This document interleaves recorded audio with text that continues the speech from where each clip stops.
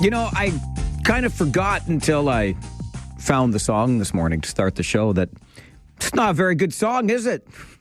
It was on this day. What?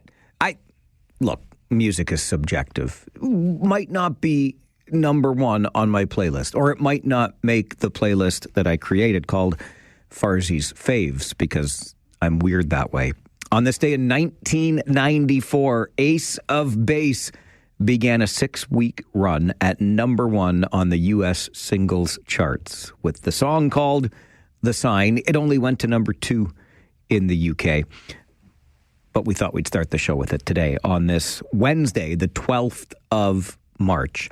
Ace of Base, a Swedish group, makes me think of the call we got yesterday from Nate, who suggested that in honor of St. Paddy's Day, this Friday, when we have our All Request Friday here on the show, you make your requests of Irish music. Could be some folk music. Could be some Celtic rock from down east here in Canada. Lots of Irish roots there. Could be Thin Lizzy, which I found out yesterday after Nate mentioned Irish musicians. Thin Lizzy is an Irish rock band. Anyway, just an idea. We will do All Request Friday again on the show this Friday. And if you've got something you want to get in early, just drop me an email to mike@570news.com. Going to be straight up with you, honest as I always am. It's the only way I know how to be.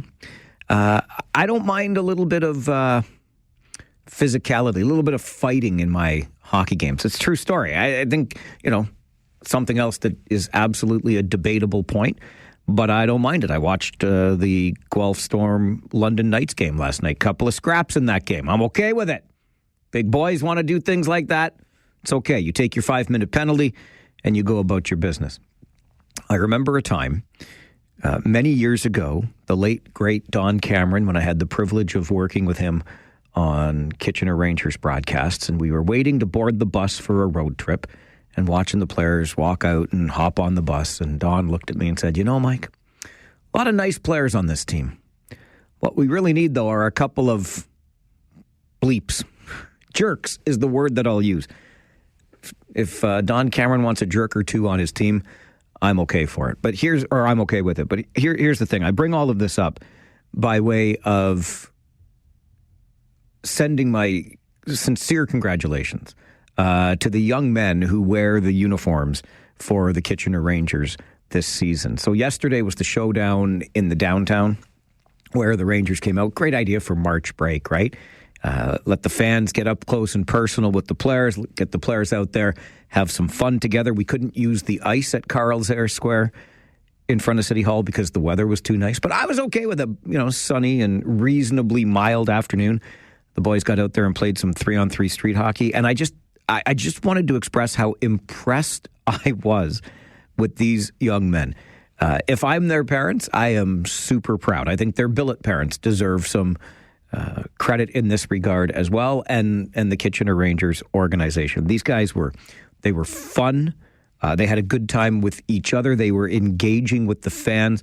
It was just across the board terrific from my perspective. I bet you close to 1,000 people, many, many hundreds were out, and the players gave them all kinds of time. And I was just impressed beyond belief. Just a bunch of fine young men. And so it just made me think, you could do worse things than throw a couple of shekels and attend a game that these fine young men are playing while representing our city, because they represent the city so gosh darn well. And having said that, I'll go back to what I said at the beginning. I don't mind a little bit of dust up in a game. So boys, here's the thing. It was great what you did, and you were so nice, and you were having a good time, and you were gentle with everybody. Don't be that way when North Bay comes to town tonight. You're allowed to go out there on the ice, and you can snarl, and you can sneer, and you can, but off the ice, the way you conducted yourselves yesterday was exemplary. And I think everybody had a great time getting involved in the showdown in the downtown. Well done, you Kitchener Rangers. Well done. Just don't be nice to North Bay on Friday, okay? So we're going to do here. All right, and now we go to your Farwell Show 5 for this Wednesday morning, number 1. 25% tariffs take effect today on Canadian steel and aluminum exports to the U.S., but for a while yesterday, President Donald Trump was threatening to make them 50%. That was until Ontario Premier Doug Ford said he was going to tariff U.S. electricity to border states. In 1930... That's not the one I wanted. I wanted to do this. Already Canada, and I respect very much. As you know, there's a very strong man in Canada who said he was going to charge a surcharge or a tariff on electricity coming into our country. He has called and he said he's not going to do that. Okay, he's not going to do that.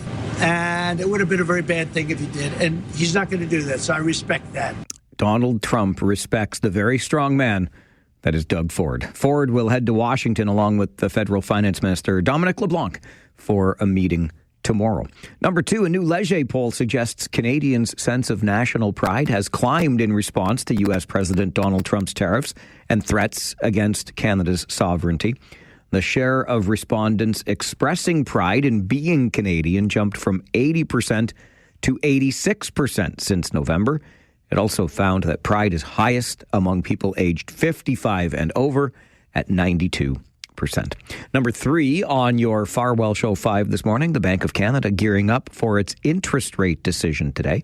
Some economists widely see the central bank lowering its key lending rate by a quarter percentage point to 2.75%. The decision comes as a trade war between Canada and the U.S. creates economic uncertainty, dampening consumer and business confidence. Number 4, a man has been charged after police say he went through a drive-through window and sexually assaulted 2 employees at a Cambridge business. Waterloo Regional Police say they were called to a business at Eagle Street North and Hespeler Road around 12:15 a.m. yesterday morning. They say an unknown man climbed through a drive-through window and sexually assaulted 2 employees who were working inside. A 32-year-old man from Cambridge has been charged with multiple offenses. And number 5 on your Farwell Show 5 this morning, large numbers of tundra swans have arrived near Grand Bend and Elmira.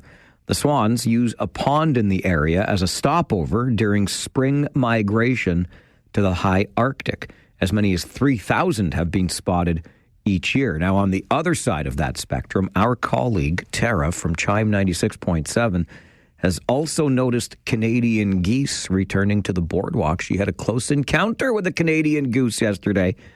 As far as I can tell, everybody is still getting along, but I'll take it as a sign of spring, okay? And that is your Farwell Show 5 for this Wednesday morning. Speaking of signs, yeah, we started the show with a song from Ace of Base called The Sign. But there are signs in this community that don't make any sense to me. But they're costing us dollars. And there's another sign that a region-wide program is in a little bit of trouble, at least in my opinion. I'll tell you what I'm talking about right after this on the Mike Farwell Show. This is 570 News Radio and Rogers TV. I got an email from Scott yesterday which planted this seed, and I'll remind you as I begin to look at what might be the best business to get into in this region right now.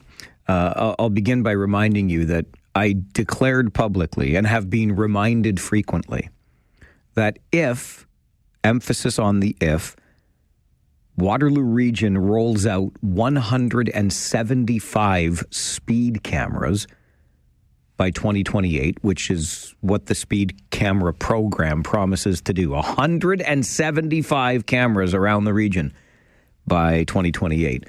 I will eat my shoe. And I'm feeling more and more confident that I will not have to be gnawing on any leather because Scott's email to Mike at 570news.com reads as follows. I'm puzzled. If all schools in Waterloo Region are speed reduced to 40 kilometers per hour, why does the school zone on Lobsinger Line go to 40 kilometers per hour with camera, but the French school on Maple Grove near Fountain is only reduced to 50 kilometers and no camera? I thought there was equality across all of the region and all of the school zones. Says Scott via email. It's possible, Scott, that they just haven't gotten around to that particular area yet. However, and maybe also because the French school on Fountain, on Maple Grove near Fountain, is right near the headquarters of regional police. Maybe they think that they don't need a speed camera there because, come on, with your coming on, who's going to speed right past the headquarters of regional police? Anyway, the mention of Lobsinger Line gets me thinking here again. And we talked about it on the show last week. And there is unquestionably some pushback from the township of Woolwich on the speed camera program in a general way, right? Because what Woolwich Township Council is asking about now, and I think rightly so, is whether or not we need some sort of rural speed zone program versus urban speed zone program. We are a large and diverse community with rural areas and urban areas. And I don't think you can possibly find a one-size-fits-all solution for that. Can you?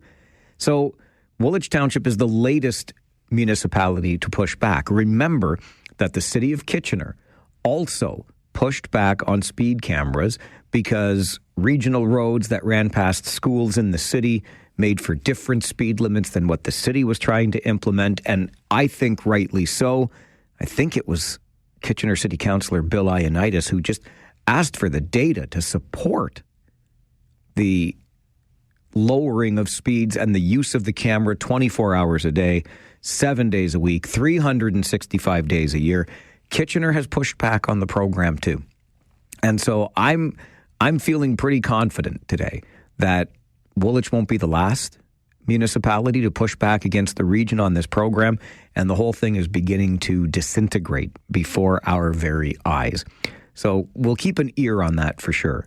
And the other thing that Scott's email got me thinking about, or I was reminded of Scott's email when I was out walking Rosie the pandemic pup yesterday. We were in a neighborhood, and I'm telling you, it was 5 meters, maybe 10 meters at most from the corner of a street, coming to a T intersection. So street's ending, comes to a T with another street, and there was a sign not 10 meters from that corner that said maximum 40 ends.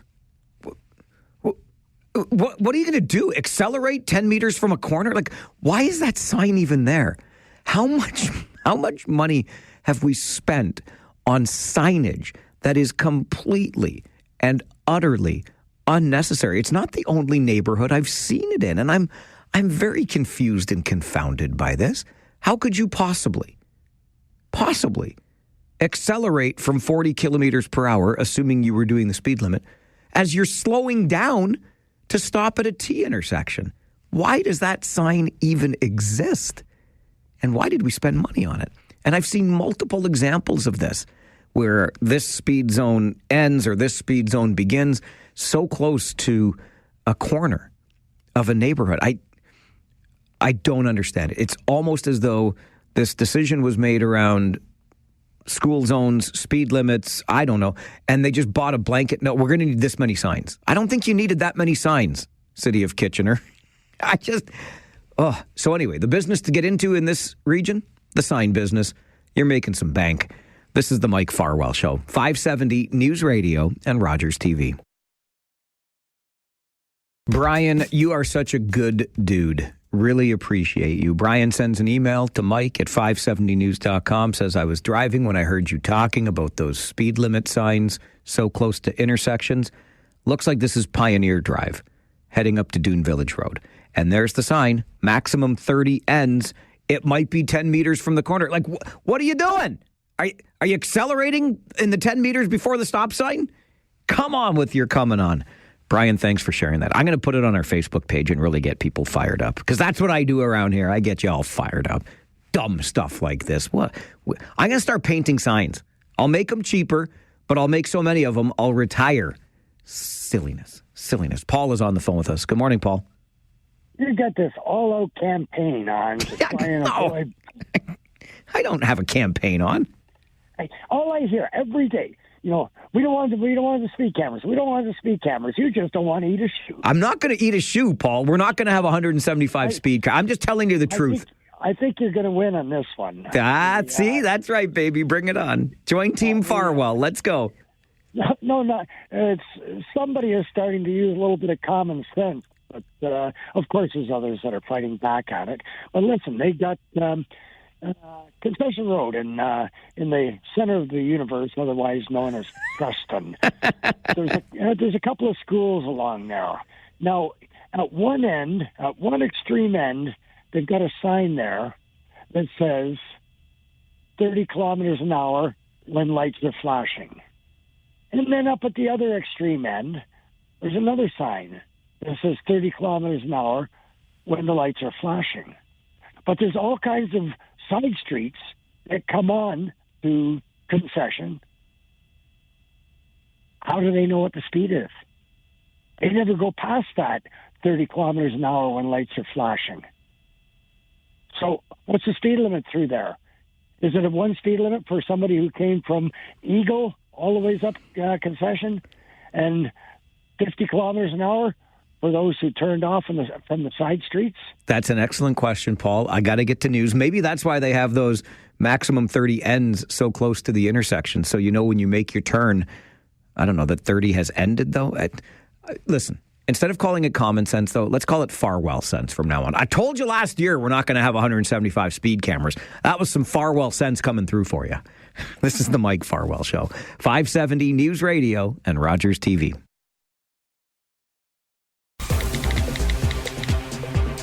Rather than waiting till April the 2nd, threats going back and forth, tit for tat, I've agreed to suspend temporarily, and we always have that tool in our toolkit, until we sit down over the next day or two. I'll be heading down to Washington along with Dominic LeBlanc, and we'll have a good discussion. But if he continues with the aluminum and the steel, I just got off the phone with Minister LeBlanc. They will respond dollar for dollar, tariff for tariff. The Mike Farwell Show continues on 570 News Radio. Ontario Premier Doug Ford, the hero that Canada needs, I suppose, because those steel and aluminum tariffs, U.S. President Donald Trump told us yesterday, would be 50%. And then Doug Ford said, okay, I'll drop those surcharges on electricity for border states. The tariffs back down to 25%, taking effect today.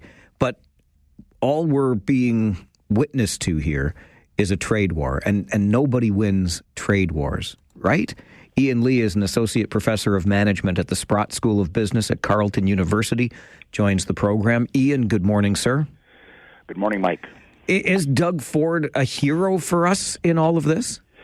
I'm going to say give him partial credit. I've been very, very critical of Premier Ford and the leadership in Ottawa, the failed leadership, because of this false and bogus argument being sold to the Canadian people that we can retaliate with impunity, or we can at least stand up equally to the United States, and that we have equal power, equal might to inflict pain on the United States.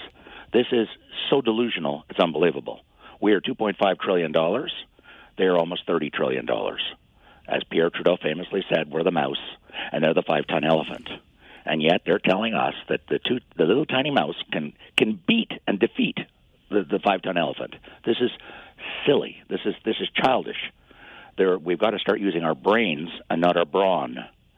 But what Ford did yesterday is the first glimmer of hope in this trade war. You accurately called it that. It is. We've known from the Depression, trade wars end in disaster. Everybody knows this, and yet we have both sides going down that road. I'm not trying to exonerate Trump. I don't agree with his tariffs whatsoever. But we cannot, as the mouse against the elephant, cannot play the same game. We have to do something different.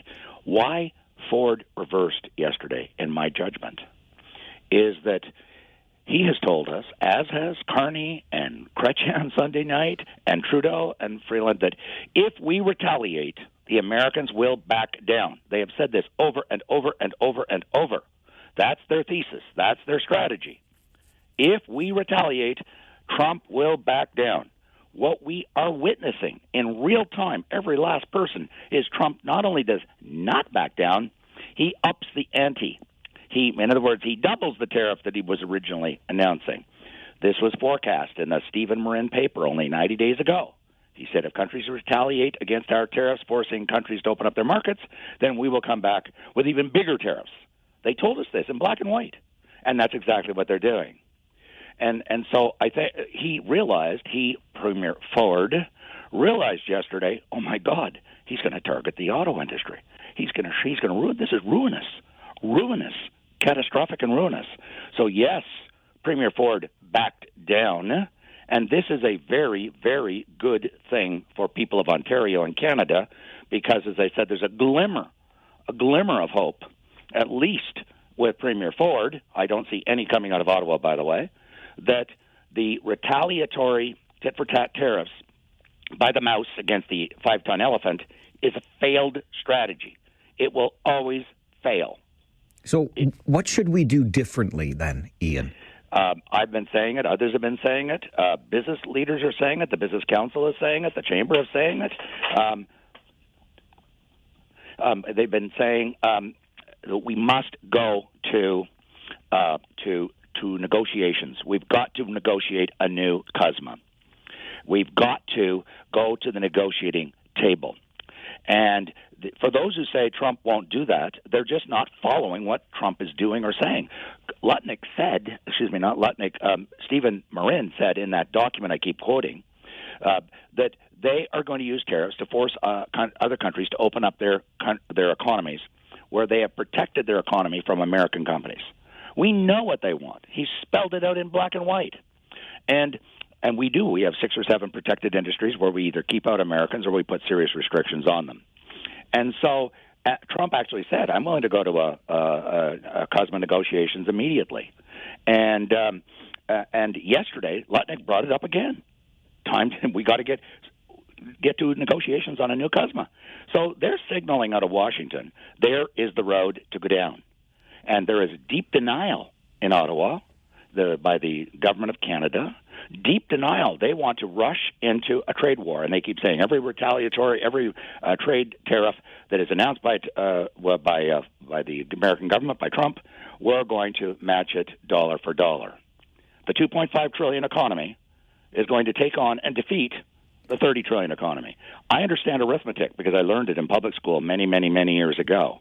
And $30 trillion is vastly, vastly, vastly larger than $2.5 trillion. And I get people saying, well, you're saying we should just lie down and do nothing. Absolutely not. We know what we need to do. We've got to reverse all of the protectionist measures in our country that has hurt our economy and driven down our productivity and our competitiveness.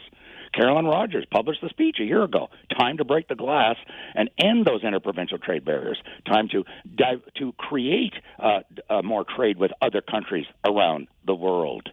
We've got to get rid of those protected industries that hurt Canadians. So there's many, many things we can do, and we got to get to the negotiating table. The trade wars are absolutely, and the retaliatory measures by Canada are the absolute worst thing we can possibly do. Do you have any confidence, Ian, in the state that we are in federally when it comes to our parliament, that we have the right person to negotiate a new deal? No, I don't.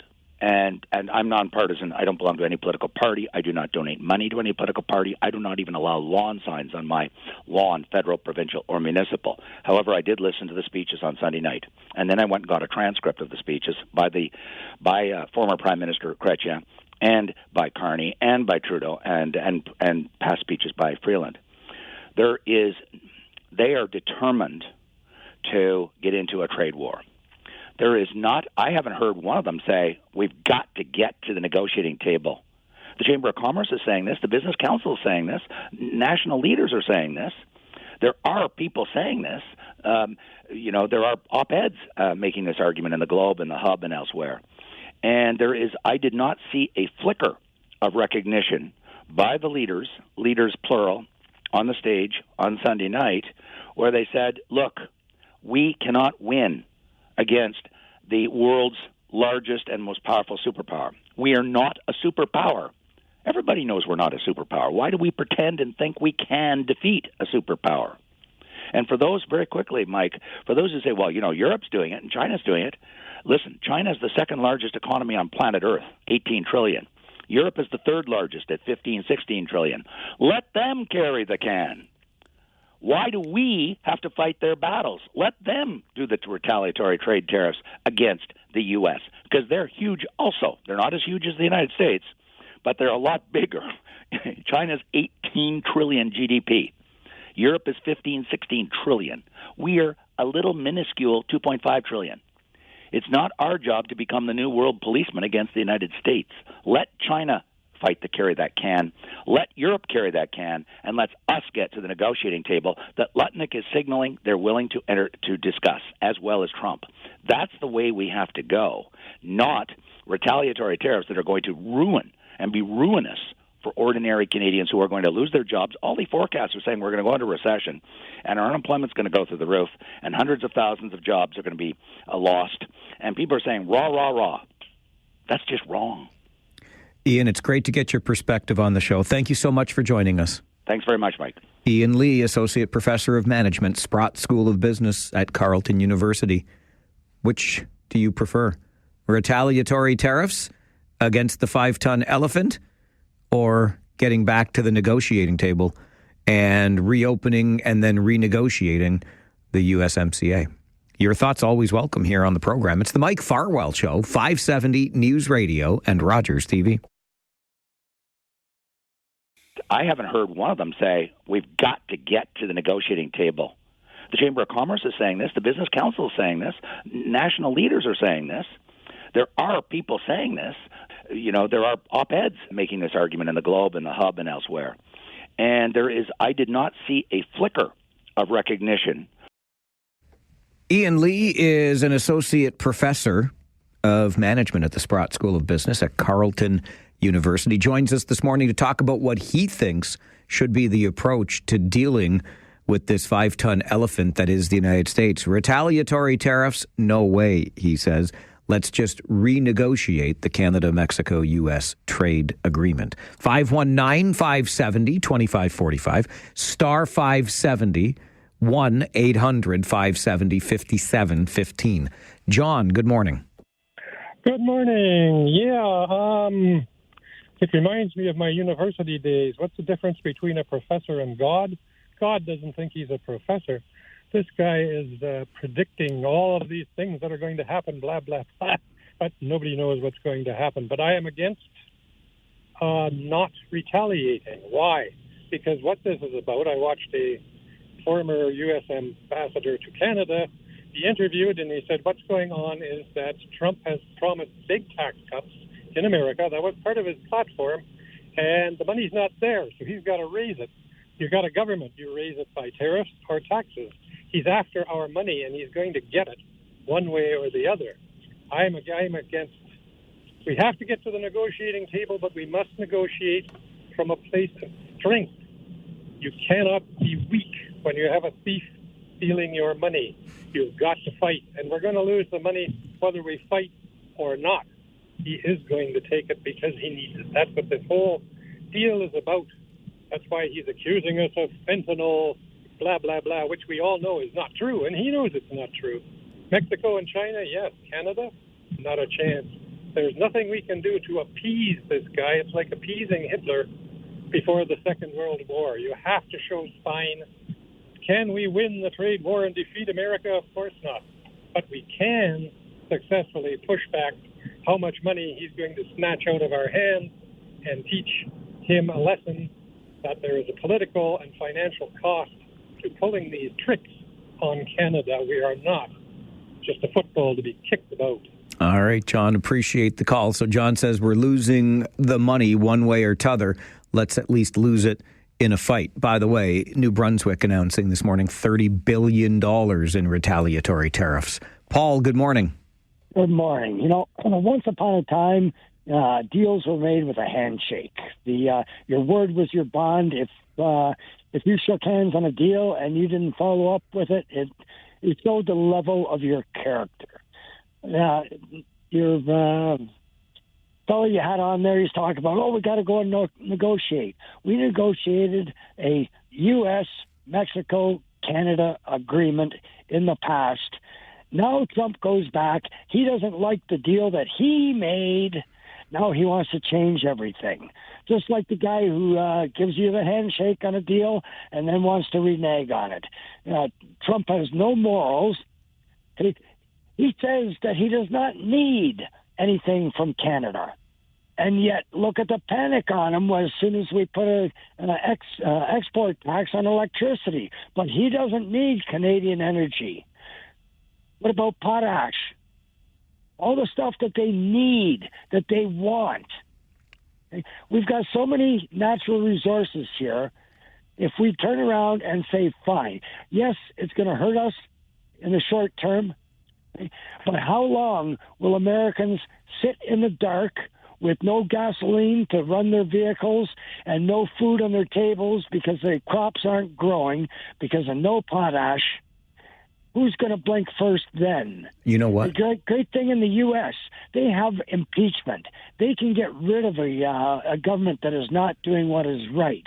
Here in Canada, we've had years and years of Liberals blocking access to other trading partners, but we couldn't do anything about them.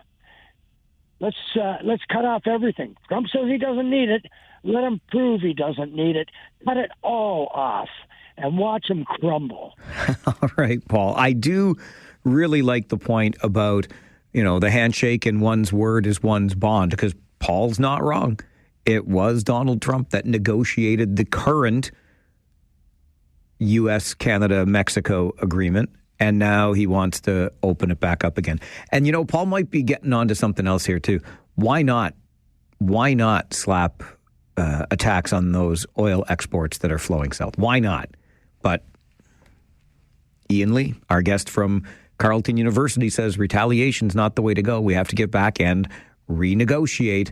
Your thoughts always welcome on the Mike Farwell Show. More calls coming up. This is 570 News Radio and Rogers TV. Just ahead of your update in the 570 News Center, let's get back to the phones. Hear from Steve. Good morning, Steve. Hey, good morning to you. How are you, Mike? Good, thanks. And you? Good. Couldn't agree more with your guest that had it on earlier. I like with the 30 trillion economy to the 2.5, and a couple of your other callers in said that we could cut off our energy resources, where America has more than enough energy for themselves. Alaska's pretty much untapped. I just feel that we're going to get crushed here, and your guest speaker said it as best as we can. How much people are polarized about Trump. Stuff like that. He's coming in and he's doing what he's saying, and there's nothing we could do because we have a pretty much protected dairy market with some severe tariffs back to the states. I think that if we continue on with this rhetoric and our government leaders provincially and federally go into this, we're going to get crushed. We're just going to get obliterated, thrown in possibly even a depression. Just my opinion. All right, Steve, thanks for the call. What I think we should do is send Donald Trump a DVD copy of Ferris Bueller's Day Off. In 1930, the Republican-controlled House of Representatives, in an effort to alleviate the effects of the Great Depression, passed the a tariff bill, the Hawley-Smoot Tariff Act, which raised tariffs in an effort to collect more revenue for the federal government. Did it work? Anyone know the effects? It did not work, and the United States sank deeper into the Great Depression. Maybe it'll work better this time, and who doesn't love a little Ferris Bueller's Day Off on their Wednesday morning? An update from the 570 News Center, and then an unelected Prime Minister in Canada. We need a federal election, but quick, right? This is the Mike Farwell Show, 570 News Radio. Well, you can make it back-to-back Trudeau's leaving office and then leaving Canada with an unelected Prime Minister. When Pierre took that famous walk in the snow, along came John Turner, who had been working back in the private sector on Bay Street. When Justin didn't take a walk in the snow, but he came out and stood at a podium and told us he was going to exit the job as soon as a new leader could be found. That leader found on Sunday at the end of the leadership convention and welcome Mark Carney with overwhelming support from Liberals across Canada, but like John Turner more than 40 years ago, unelected. The biggest difference is Turner at least had been elected previously. Mark Carney has never held office before. Peter Wollstonecroft is a retired professor of political science from the University of Waterloo, joins us on the show this morning. Good morning, Peter. Good morning, Mike. What does all of this mean, even constitutionally? Like, how can somebody who led the Bank of Canada and the Bank of England all of a sudden be our prime minister without ever having been elected to office? Well, we have an old institution, and we're in our modern times. And I noticed in your language you said never been elected as prime minister. The last provincial election, people referred to the idea of electing Doug Ford as the premier. Now, our parliamentary system doesn't like that language, Mike, because the idea is that MPs meet, or MPPs meet in the place, and from within that gathering emerges the prime minister. And the prime minister is prime minister for so long as that person has the support of the majority of the parliament. But that's not the way it works in effect, because the leader of the party, as in a sense here, is not chosen by the party caucus, not chosen by the MPs in Parliament, but chosen by people from across the country in a democratic election of the members of the party. So we have a complicated situation just right there, and then when we get to our general election, we think we are electing the prime minister as Americans elect a president, but we're not electing a prime minister. We're electing members of Parliament to the House of Commons, and they choose the prime minister from within their ranks. So there's nothing unusual about this. It's happened before in every parliamentary system. I'm talking about the Mark Carney. You referred quite rightly to John Turner.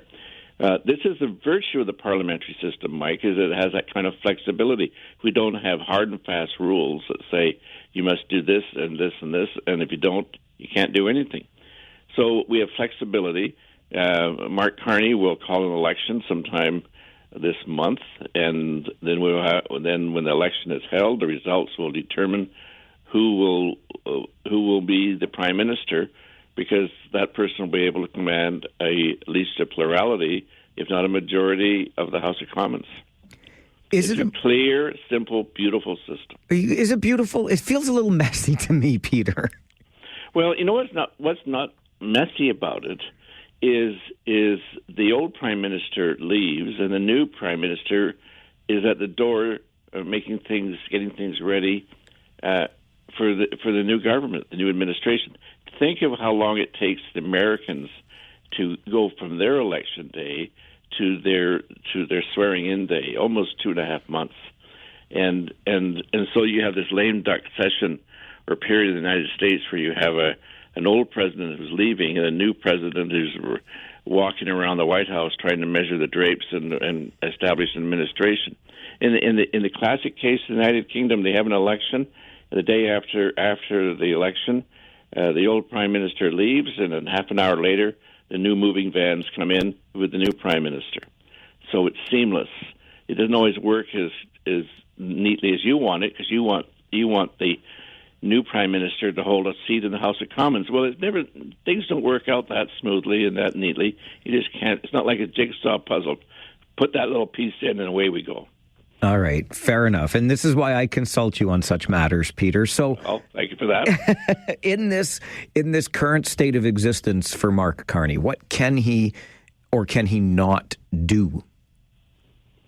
Well, he can do a lot of things. For example, I'm interested in the speculation, and I think that's what it is. How well grounded, I don't know, but there are media stories to the effect that former Progressive Conservative leader and former Premier of Quebec, Jean Charest, has been asked to join the cabinet. Former BC Liberal Premier Christy Clark has apparently being considered as for a cabinet position. So these are two people who are outside of the Liberal Party, National Liberal Party, who are being considered for appointment, because this idea of a war cabinet. And I thought, well, this is an intriguing kind of concept. I haven't heard such a thing since World War II, for heaven's sakes, and well before my time. And so maybe that's what Carney's going to do. He's going to go to the width and breadth of the country and find the best people, and then say, we're going to get you elected, and that will have to happen. And during the general election, if they don't get elected, then they're gone. There have been instances where people have been recruited from away, as it were, and had to stand for an election, even though there was a minister of defense or whatever, and then they lost the by-election, and so they had to resign. So that's what I mean by flexibility. We're not highly codified, saying you must do this, this, and this, and you can't do that, and that. Is it? So Mark Carney may be doing exactly that. He's going to be thinking very carefully about the people he brings into the cabinet, because he has a number of considerations. But one of the overarching ones is, who are the best people to represent Canada in one of the most difficult times in my lifetime in the country's history? I can certainly get behind that sense of or need for renewal. I confess to being a wee bit uncomfortable, Peter, with this idea that, yes, Liberals across Canada, those who signed up and bought memberships, elected Mark Carney their party leader, and then by default in this current situation, he becomes Prime Minister for all of Canada, even if it is just for a moment. And I wonder then if it's important that we do have this election quickly so that he can find out if he can even be elected and move on from there. Yeah, exactly so. And that's why there will be an election. But Mike, you have to think about how you would alter the Canadian Constitution. And that's what you would have to do. And I don't think we want to go there. And what kind of rules and regulations, and how would you set it up that somebody who becomes elected a leader of, say, the Liberal Party has to stand in the sidelines until such a process is concluded, so he then becomes a prime minister? You have to have a prime minister. I mean, it's a standard norm is that there's always a prime minister. And so if the House of Commons wasn't sitting, how does the Governor General find a prime minister? Well, right now the Governor General has found a prime minister because the Liberal Party gave him one. And until he's defeated or loses a vote of confidence in the House of Commons, he will be the prime minister. That's going to happen in 2 months. So that's fine. Now, if the Liberals decided that we're not going to have an election until, say, 26, that would be a real problem. But that's not going to happen. Guaranteed. I like your confidence in that regard. Well, I'm a young guy, and I'm full of brim and vinegar. Peter, I always appreciate the time you give us on the show. Thanks for being here. You're welcome. Have a good one. You too. Bye-bye. Peter Wollstonecroft, retired professor of political science from the University of Waterloo. I feel like I've attended one of his classes most times after having spoken with him. I do appreciate the perspective. I love how he still feels as though this system, such as it is, remains a beautiful one. I feel it's a little messy. I don't love the way this works out. Like, I get it. Constitutionally, we must have that prime minister. But surely, well, I mean, we could make the argument that in our system with first past the post, right, we end up with prime ministers and premiers, et cetera, who do not have a majority of the votes, right? 60% or more sometimes voted another way, but the way our system works, the person with 35 to 40% of the support gets to be the prime minister or the premier or whatnot have you. It's fine. I like Peter's confidence that there will be an election and there will be one soon, because that, to me, is the most important part in all of this. So I'll ask you the same. Do you want an election toot sweet? Should we have one stat, like really quickly? Or do you want to see this drag out a little bit longer here? I mean, I suppose it's possible that this particular Liberal Party and this particular Prime Minister gets propped up for some time beyond the next couple of months. I certainly hope that's not the case. Are you ready for a federal election? 519-570-2545, star 570. 1-800-570-5715. Let us know your thoughts on the Mike Farwell Show. This is 570 News Radio and Rogers TV. I mean, it's a standard norm is that there's always a prime minister. And so if the House of Commons wasn't sitting, how does the Governor General find a prime minister? Well, right now, the Governor General has found a prime minister because the Liberal Party gave him one. And until he's defeated or loses a vote of confidence in the House of Commons, he will be the prime minister. That's going to happen in 2 months. Now, if the Liberals decided that we're not going to have an election until, say, 26, that would be a real problem. Peter Wollstonecroft is a professor of political science, retired from the University of Waterloo. He joins the show this morning to talk about the curious situation we find ourselves in here in Canada with Mark Carney elected by landslide, I might add, the new leader of the federal Liberal Party, and as such becomes automatically, by default, the new Prime Minister, if only for a moment. And it is my sincere hope that it is just for that moment. 519-570-2545, star 570, and 1-800-570-5715. I say that it's my sincere hope that Mark Carney is the Prime Minister only for that moment, because this is really a situation whereby somebody that has never been elected to public office is going to hold the highest political job in the country. I mean, if even, like John Turner, more than 40 years ago, he had been elected previously, it gets a little bit less muddy from where I'm sitting. But Mark Carney has never been given a mandate by the people, per se, not even in a riding where he could be elected MP, right? He gets the support of the federal Liberal Party, all of its members, those who bought memberships to cast a vote, etc., and there were some 150,000 votes, and we can go on and on from there. That's fine, and that's one thing to elect your leader. That's what a party should do. That's what party supporters should do, right? They should rally, they should buy those memberships, they should participate in the convention and the voting to elect a new leader.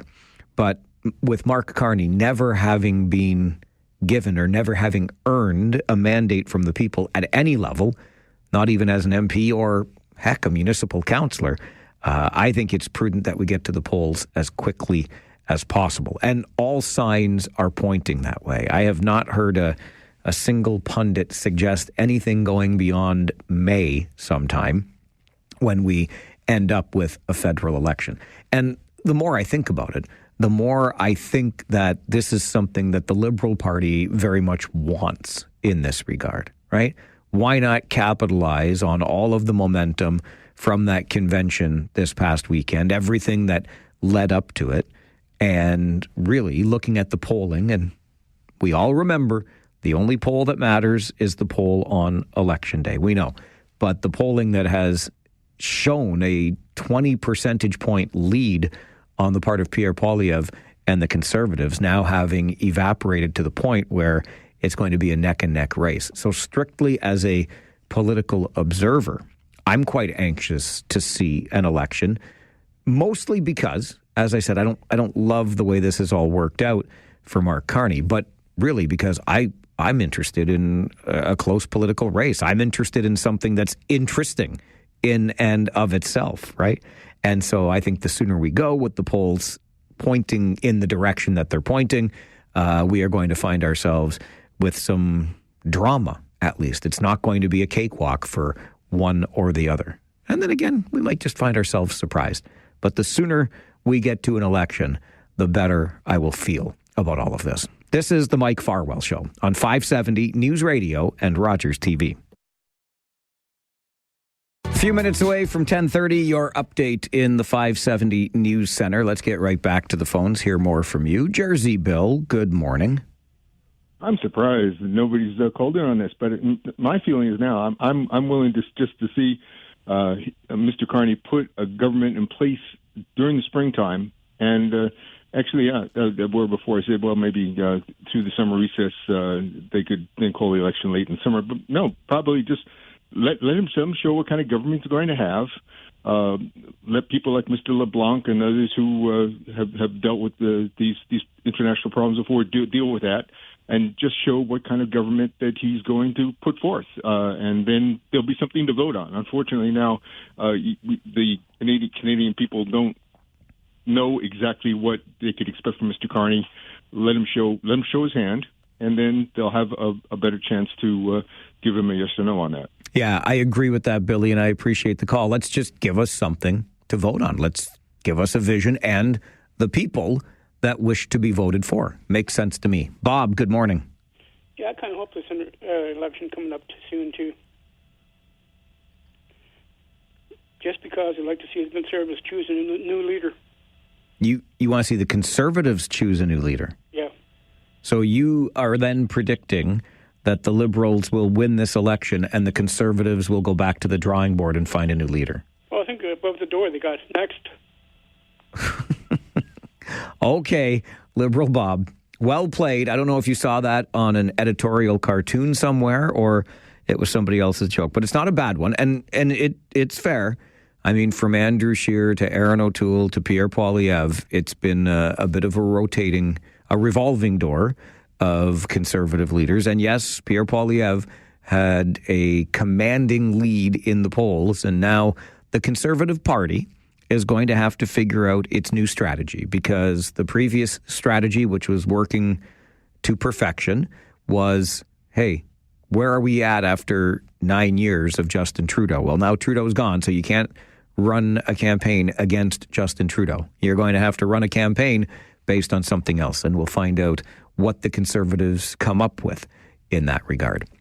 Let's get you to the 570 News Centre for an update, and then bidding opens today in the 70th, yes, 70 years of the Kin TV auction. We'll talk about it coming up on the Mike Farwell Show. This is 570 News Radio and Rogers TV.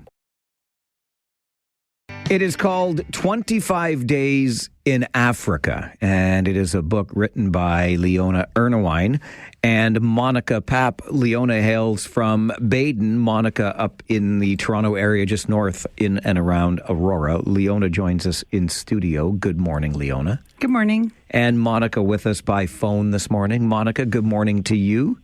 Good morning. Leona, let me start with you. Why the excursion? What made you want to visit the Dark Continent? Well, I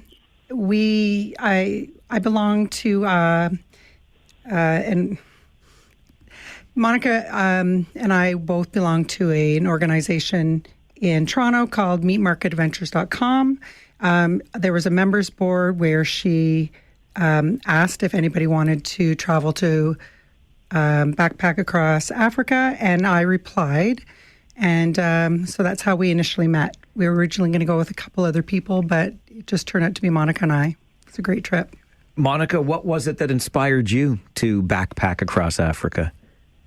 One of my main reasons I wanted to go was to climb Kilimanjaro and to visit a few other key points. And I needed a group of friends to go with. So when I had posted that on the board, Leona and a few other people were the ones that replied. So I said, okay, great, grab a couple girls, let's go. What's that like, Monica? Because you, I'm guessing, didn't really know one another prior. So you're becoming friends as you are travel mates. What was that experience like? Absolutely, and it was great. We're still friends to this day, after 20 years later. The experience was, we took about a year to plan this whole trip. We each had different things that we needed to research, what visas, what vaccines we required, where we wanted to see, because this was everybody's trip. So everybody needed to have a fair shot of what they wanted to hit and see. 25 days in Africa, true life experience of two Canadian women. Leona, what inspired you to decide to take this journey and turn it into what has become a bestseller on Amazon? Yes, thank you. While we were there, we traveled through Kenya and Tanzania. We journaled every day, and we saw a lot of great things. We learned a lot. We were introduced and met a couple different tribes down there. And some of the information, some of the things we saw, you cannot find if you research about these tribes. And we also realized, being there, that Africa is so beautiful. We absolutely felt safe being there. And we learned a lot about traveling. And in the book, it'll share a lot of information about things we learned, things to watch for when you travel. It helps somebody to prepare to travel to Africa if they decide to go or travel anywhere. And it was a really great experience. Monica, what was the experience or experiences that are most memorable for you from these 25 days in Africa? Oh, there's so many to pick from. In the book, we speak about a lot. But for me, I'll say a few of the most memorable experiences was definitely the Kilimanjaro climb, the hunting experience that we had with the Click-speaking tribe, the Hadzabe tribe. That was what Leona was mentioning about the information that we learned there and how they live these nomadic lifestyles. It's just wonderful. Leona, what was the process like? I mean, it's one thing to do this journey, to take this journey, and it's quite another. And I'm always fascinated by people who share such deeply personal experiences through the written word. What was it like taking this journey and turning it into a book? You know, I would say the first thing for me is reliving the experience. So Monica and I, we got together. We literally hand wrote our journals, and then we took their journals and we put it into a Word document, and then we got together. And I would say the biggest thing is just reliving it. Details that I had forgotten. It was absolutely just a wonderful experience. It was a lot of work putting the book together, a lot of work, but it was really great. Monica and I'd say we even got closer through this whole process. Did you have it in mind as you were journaling on this trip to turn it into a book? No, not at all. You know what? Monica got a journal from a friend of hers as a gift. She told me, and I thought, oh, what a great idea. And then when we got back, I just kept thinking, I would really love to write about this. It was amazing. And the pictures, we shared a lot of great pictures in the book. It was such a great experience. So, Monica, what's the next adventure? Does this inspire you to do more? Of course. So far, I've traveled to India, but I'm sure there'll be more on the list.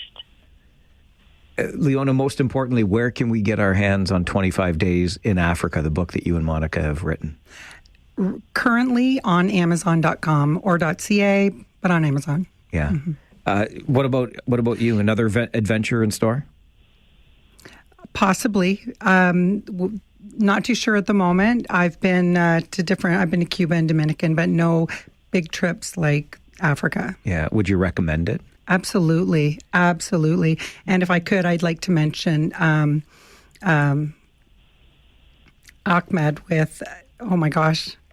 Base Camp Tanzania. Thank you. I'm sorry, I'm really nervous, but with Base Camp Tanzania. Okay. Yeah. It sounds like an incredible adventure, and we can all find out everything about it and relive it with you through 25 Days in Africa, the true life experience of two Canadian women. Monica, thank you so much for joining the program today. It's great to have you here. And Leona, thanks for being with us in studio. Thank you so much. We love being here. Monica Papp joining us along with Leona Ernwine, who have written, they were travel mates, and they put their journey and their journaling into a book called 25 Days in Africa. You can find it on Amazon.ca. This is the Mike Farwell Show, 570 News Radio and Rogers TV. We struck a chord earlier this morning talking about the signs, the roadside signs that are dotting our landscape around the region. In particular, the signs that we see that remind us that a certain speed limit is ending, and that sign is placed so near a corner, an intersection where, of course, why does the sign have to be there? Why do you have to tell us that a certain speed limit is coming to an end as we are already slowing down? There's no room between the sign and the corner for us to speed up, one would assume. Anyway, you can see the picture for yourself, one of the many, on our Facebook page, facebook.com/The Mike Farwell Show. And it was a conversation around not just those speed limit signs, but also automated speed enforcement, the good old-fashioned speed cameras, and the varying speed limits in different places around the region, urban, rural, school zone, safety zone, you name it. How about this from Wellington County, where they just introduced a speed camera program? They have got 6 in place, and in the first 6 weeks, $1.2 million in speeding fines have been handed out in Wellington County. $200,000 a week, give or take $30,000 a day. $1.2 million in fines assessed in Wellington County from speed cameras in just 6 weeks. Now, the way the programs work, it's a third party that runs them. Tickets have to be processed, etc. But the money that has come back to Wellington County from all of that, $450,000 in just 6 weeks. The county estimated that it would collect $1 million in its first year. It's almost halfway there in just 6 weeks. Because speed cameras, they say they're not a cash grab, but boy, oh boy, are they grabbing a lot of cash. An update from the 570 News Center. And then what if you had your personal home under threat of expropriation? How would you react and respond? We'll talk to one couple doing just that in Wilmot Township right now. This is the Mike Farwell Show on 570 News Radio and Rogers TV. When we talk about the Wilmot Land Assembly, I think most of us think about this industrial megasite that is going to be created, or the region is attempting to create on behalf of the province, to be the place for future jobs in the community, and much of the land being impacted is farmland. There is a well-organized group in opposition to the assembly called Fight for Farmland, but there are some personal residential homes involved in this as well. One of them on Bleems Road, owned by Fran and Tim Strasburger. So what must it be like to be living in the home that you bought in good faith by following all of the rules, and now that very home being threatened with expropriation? We learn more about that as Tim Strasburger joins the show this morning. And Tim, let's just kind of start at the beginning, I suppose. How did this entire process begin for you?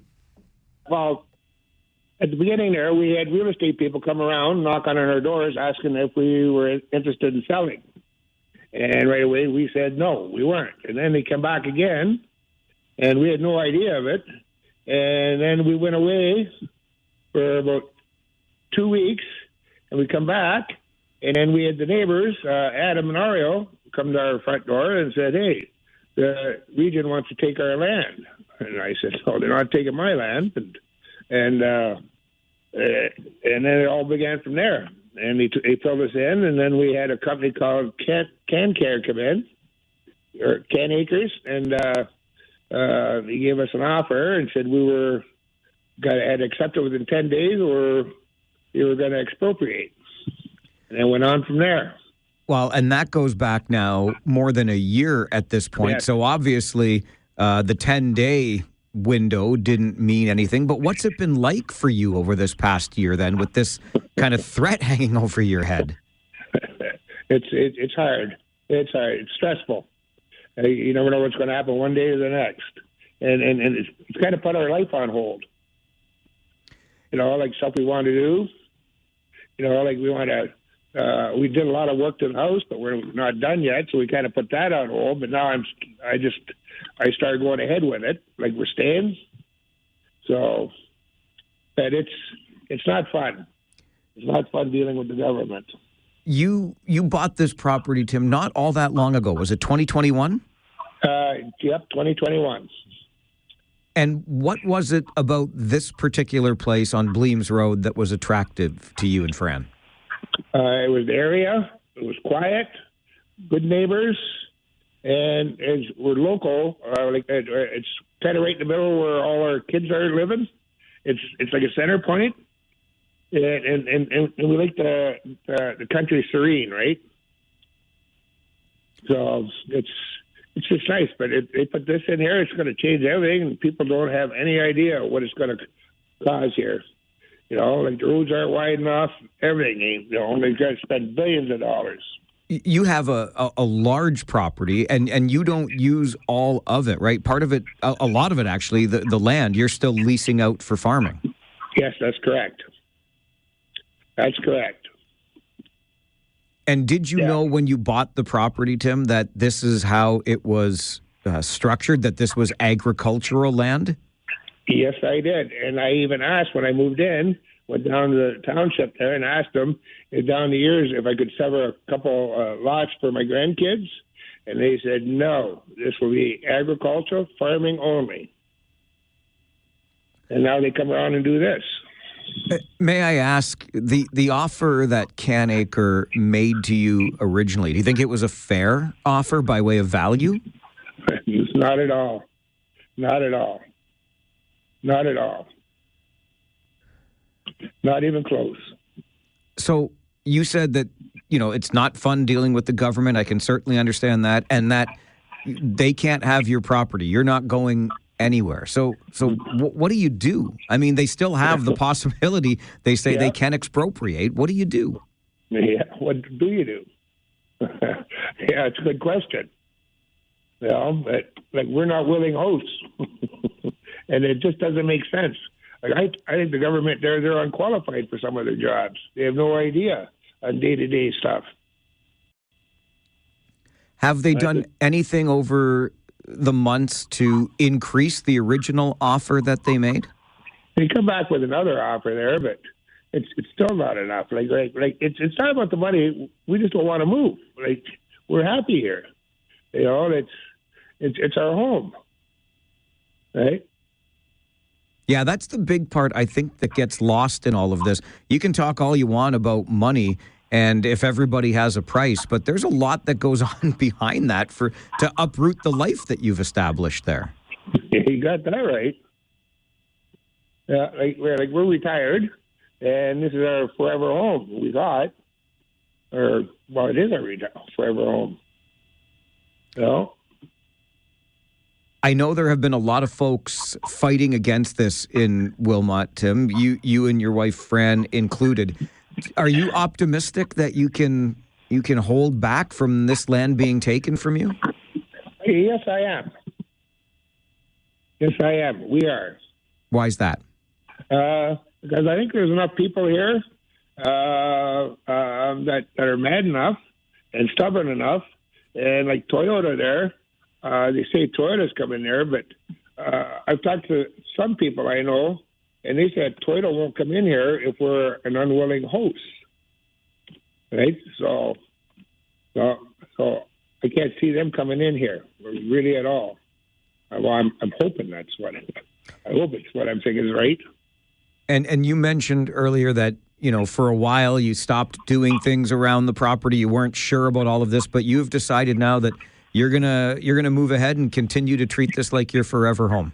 Yes, I am. Or we are. Sorry. you certainly you got a lot of guts to do that when you're facing this. Yeah. Yeah. It is what it is, right? I suppose that is the case. Have you talked to anybody like your MPP, Mike Harris Jr., anybody else at the township, anybody at the region? No, I haven't. We've emailed them, sent emails and letters, and no comeback, no answer. Well, I appreciate you talking to us today, Tim. I wish you the best of luck, and thank you very much for sharing your story. Okay, Mike, thank you.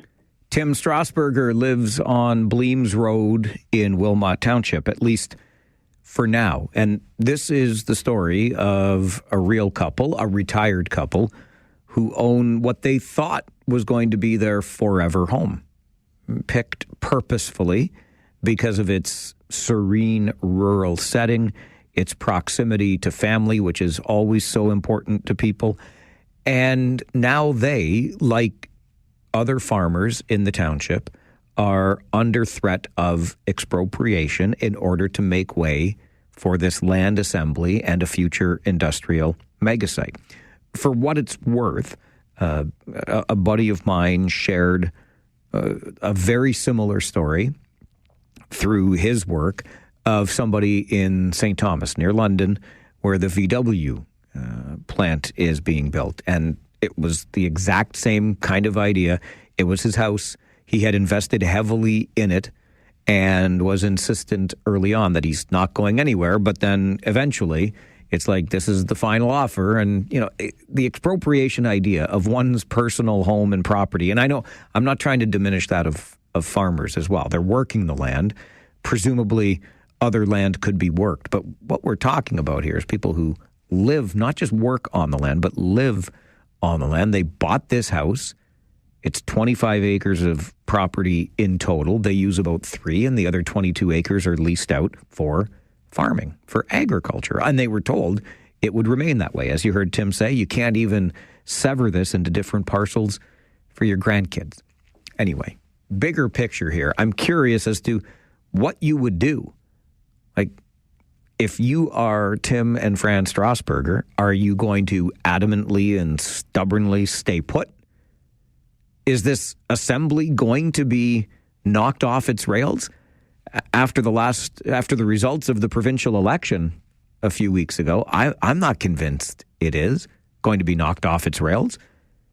Wilmot Township, with turnout of greater than 50%, re-elected a representative from the provincial government that's trying to have this land assembled. But that's just from where I'm sitting. Would love to hear from you on this. What would you do? And do you think that anyone is still listening to this idea that Wilmot Township is not a willing host? 519-570-2545, star 570, and 1-800-570-5715. This is the Mike Farwell Show on 570 News Radio and Rogers TV.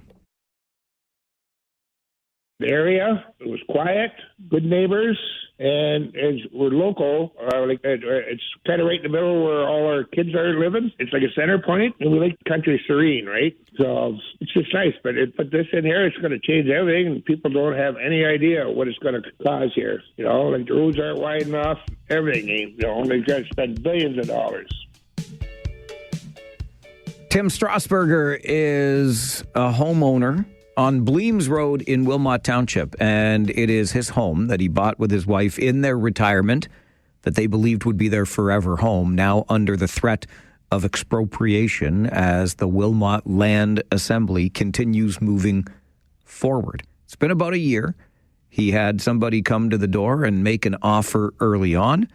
There's been an increased offer since, but he said there's not enough in that offer. Maybe there's not enough at all. He wants to stay put. What would you do? 519-570-2545, star 570, and 1-800-570-5715. Wendy, good morning. Good morning, Mike. How are you doing? Good. How are you? Good. I was listening to that homeowner, and if I was fighting for my house, you know what I'd do? I'd collect the other people, and once I got confirmation that it was Toyota that wanted to build on that land, I'd collect everybody and I'd go down to Toyota, go and make a protest at the Toyota gates and say, look, you're trying to take away our houses, our livelihood, and put it right in their face and see, because the government's not responding to them, so go to Toyota or whoever it is that's trying to take the property. That's what I would do. All right, Wendy. It's an interesting idea. And remember, in all of this, that Toyota is one of the largest employers in the region. And I'm not saying that gives anyone free rein to do anything that they want. But if the action were to be taken to the potential and likely business that operates on that land, would it feel welcome even where it is right now in Cambridge or in nearby Woodstock? And could those thousands of jobs ultimately be lost? I don't know. I do know, though, that in all of this, the idea that people like Tim and Fran can buy a home and then have the government, I don't care which level of government it is, come by and say, we need this land for another purpose, and if you don't sell, it will be taken from you through expropriation. I really struggle with that the government has that kind of power from the home that I have the deed to. I bought it. I'm paying taxes on it. And then when you decide it's needed for a different purpose, I get punted out of the way. It's a very uncomfortable feeling for me.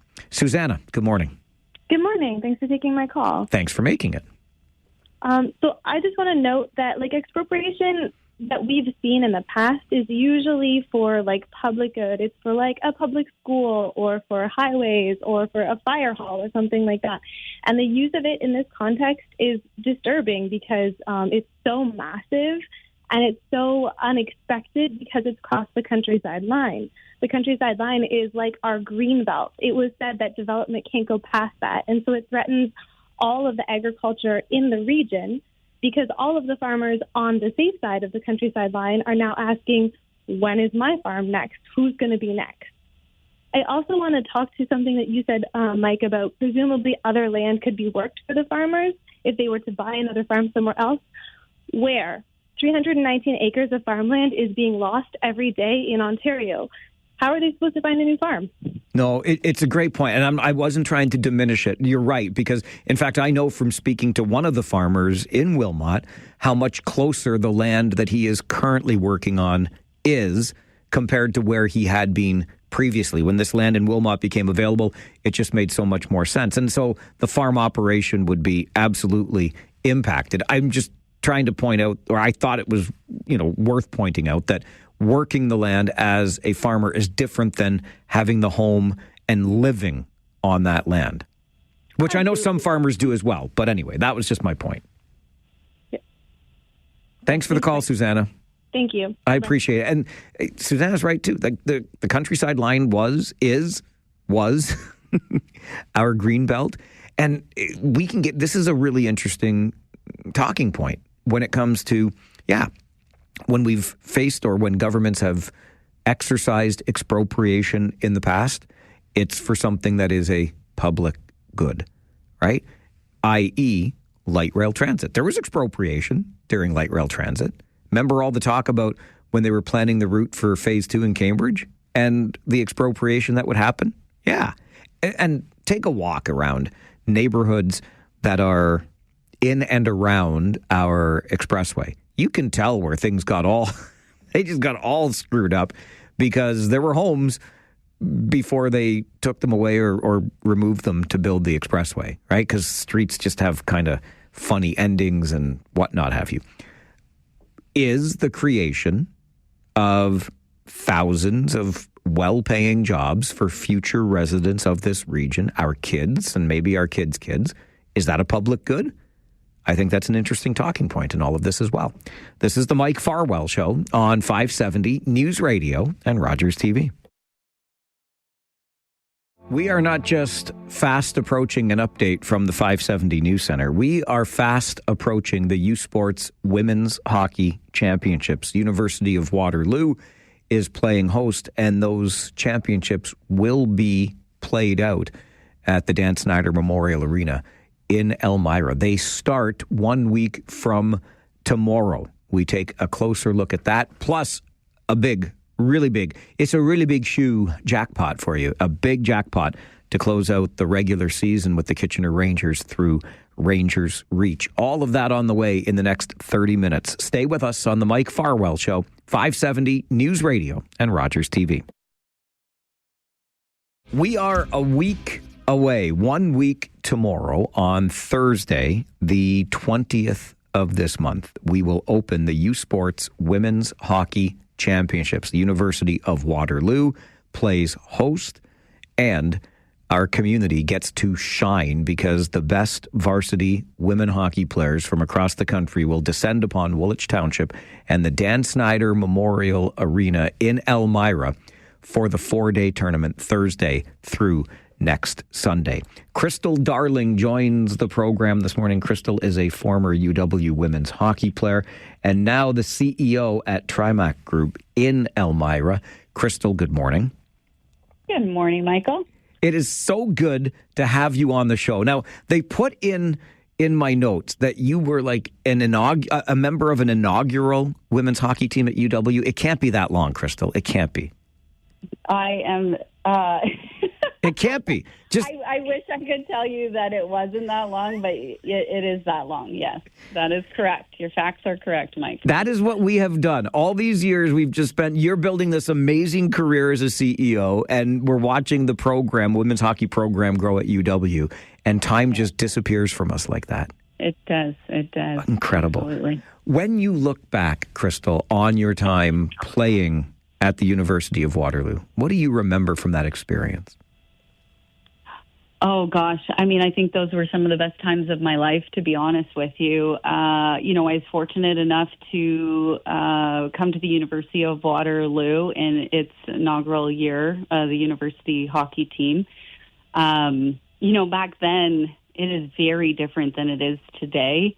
We didn't have much. There wasn't a lot of funding for the program. I remember having to fundraise for our warm-up gear, for our meals that we would have on the road. Fast forward to today, the caliber of hockey is just night and day. Like, I was fortunate enough to play an alumni hockey game last year, and I can tell you, they were skating by me. No, they were not. They were not. No, I refuse. They were. But, I got the opportunity to go in the dressing room, and they're fully outfitted. I mean, we are talking real professional sports here. And I was just so proud. I was just so proud to see how far the program has come. I'm so proud to see the support for women's hockey. And I think what I'm most proud of is this is now a sport that is entertaining to watch because the caliber and the skill level has just improved so tremendously. So, I mean, it's really heartwarming, truthfully, to see how far it's come since I was able to play. Yeah, it's a very fair assessment overall. And I wasn't kidding when I talked about you building this incredible career as a CEO now. And I wonder, Crystal, how much of the experience that you gained through being a varsity athlete, a student athlete, you have taken into your professional life.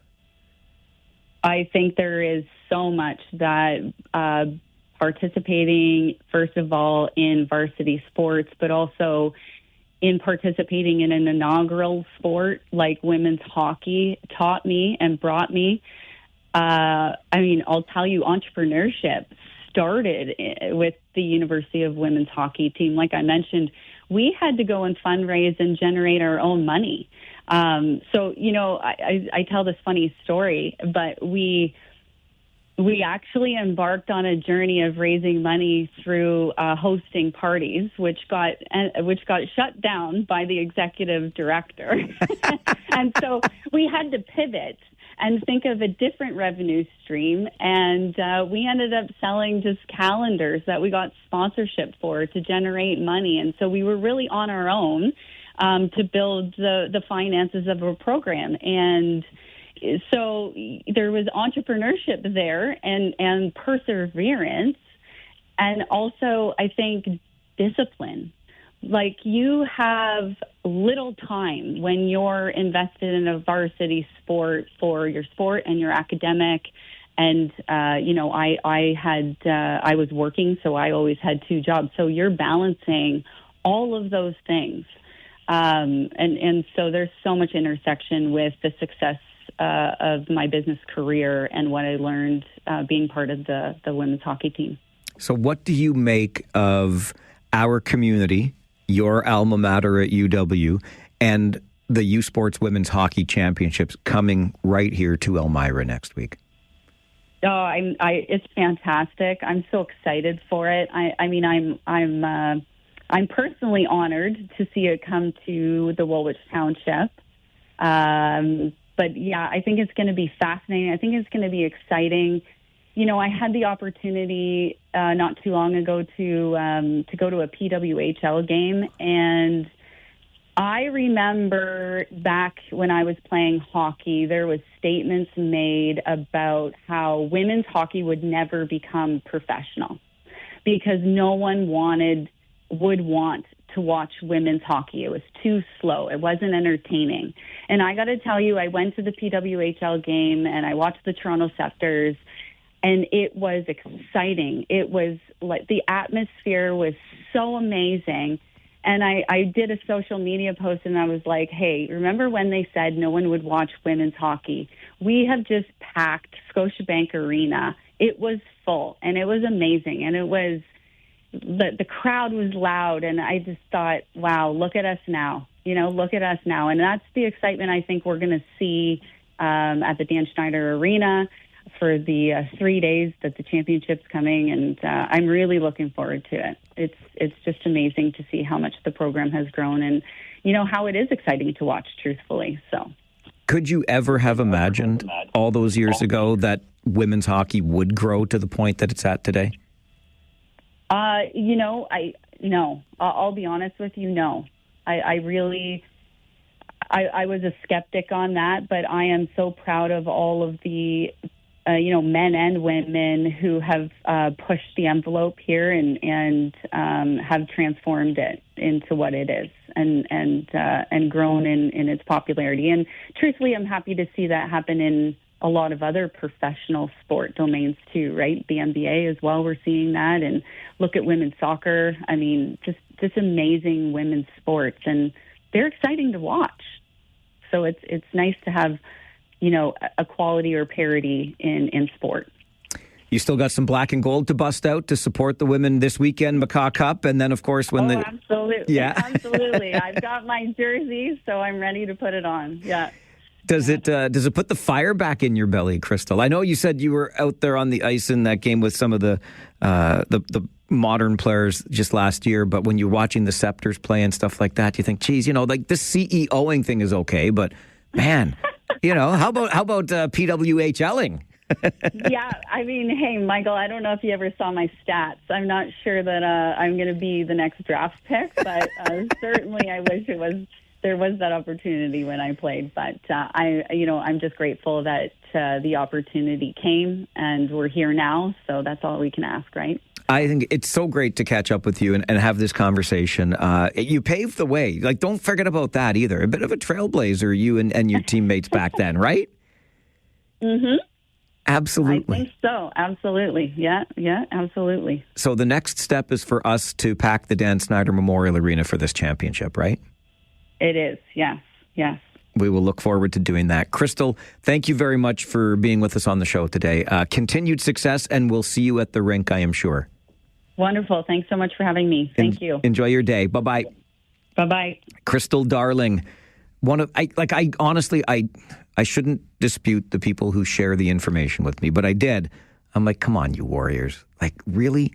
Crystal was one of the inaugural women hockey players at the University of Waterloo. I'll just leave it right there. The little tidbit stunned me. And Crystal says, nope, it's true. Time flies. She's one of our greats locally when it comes to women's hockey, and now a CEO at Trimark Group in Elmira, helping us understand how far we've come in women's hockey and why the USports Championships to be hosted at the Dan Snyder Memorial Arena in Elmira opening next Thursday are so gosh darn important. Let's get out there. Let's pack the barn. Let's show what the region is all about and support this tourney to its fullest. And, of course, cheer on our Warrior women as they go. They were in the championship last year. They came up short. Let's cheer them on to get over the top this year. This is the Mike Farwell Show on 570 News Radio and Rogers TV.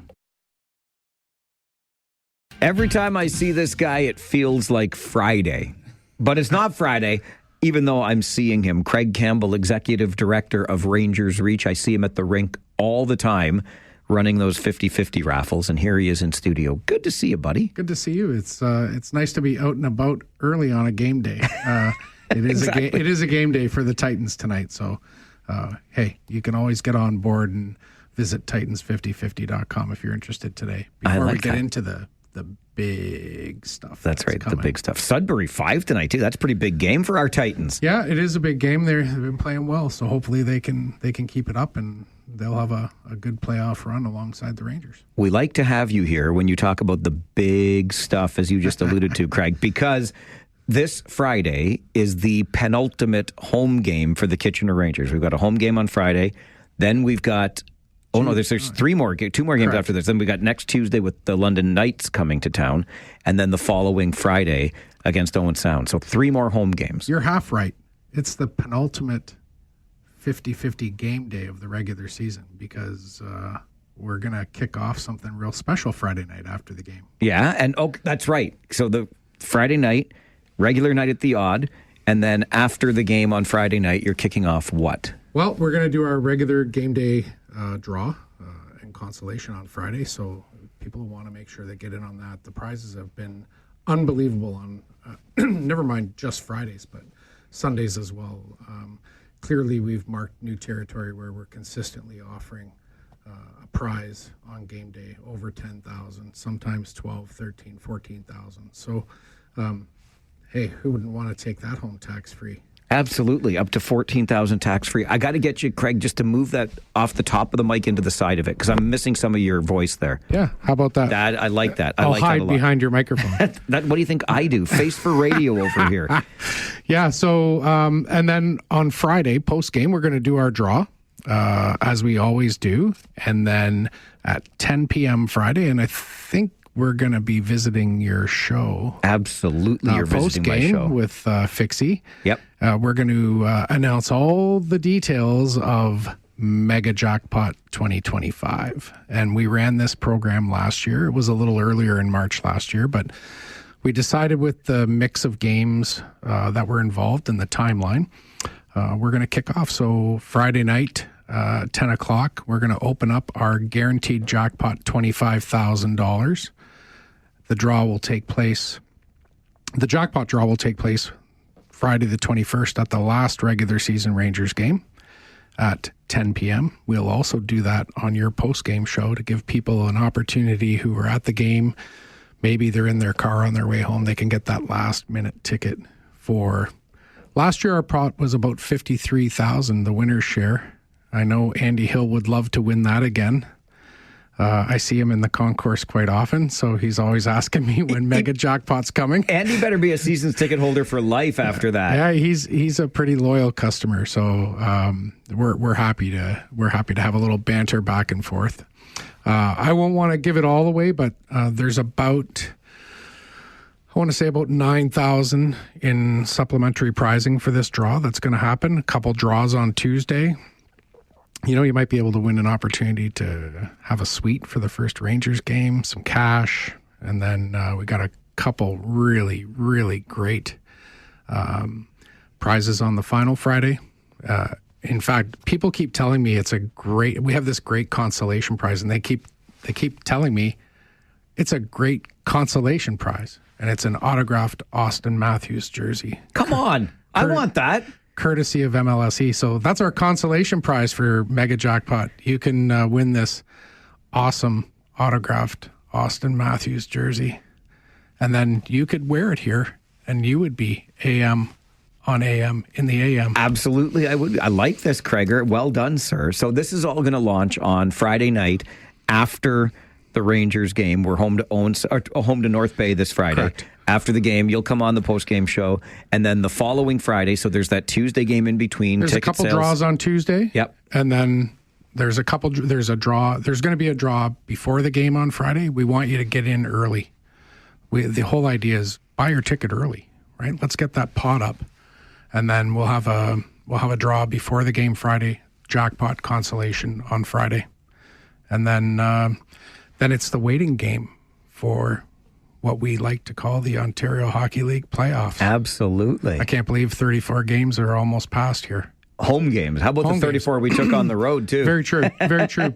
And then we've got, so we'll have the Mega Jackpot happening, minimum guaranteed prize of $25,000. And then we're going to introduce some new things, I think, for the playoffs. It's been a busy week trying to get ready, but we're going to introduce memberships for 50-50 for Rangers games starting in the playoffs, where you'll be able to buy your game day ticket and then click a little box and say, hey, give me the same ticket every game that the Rangers play in the playoffs so I don't have to think about it or forget to get my 50-50, and it'll happen automatically. So we're just working on the details of that.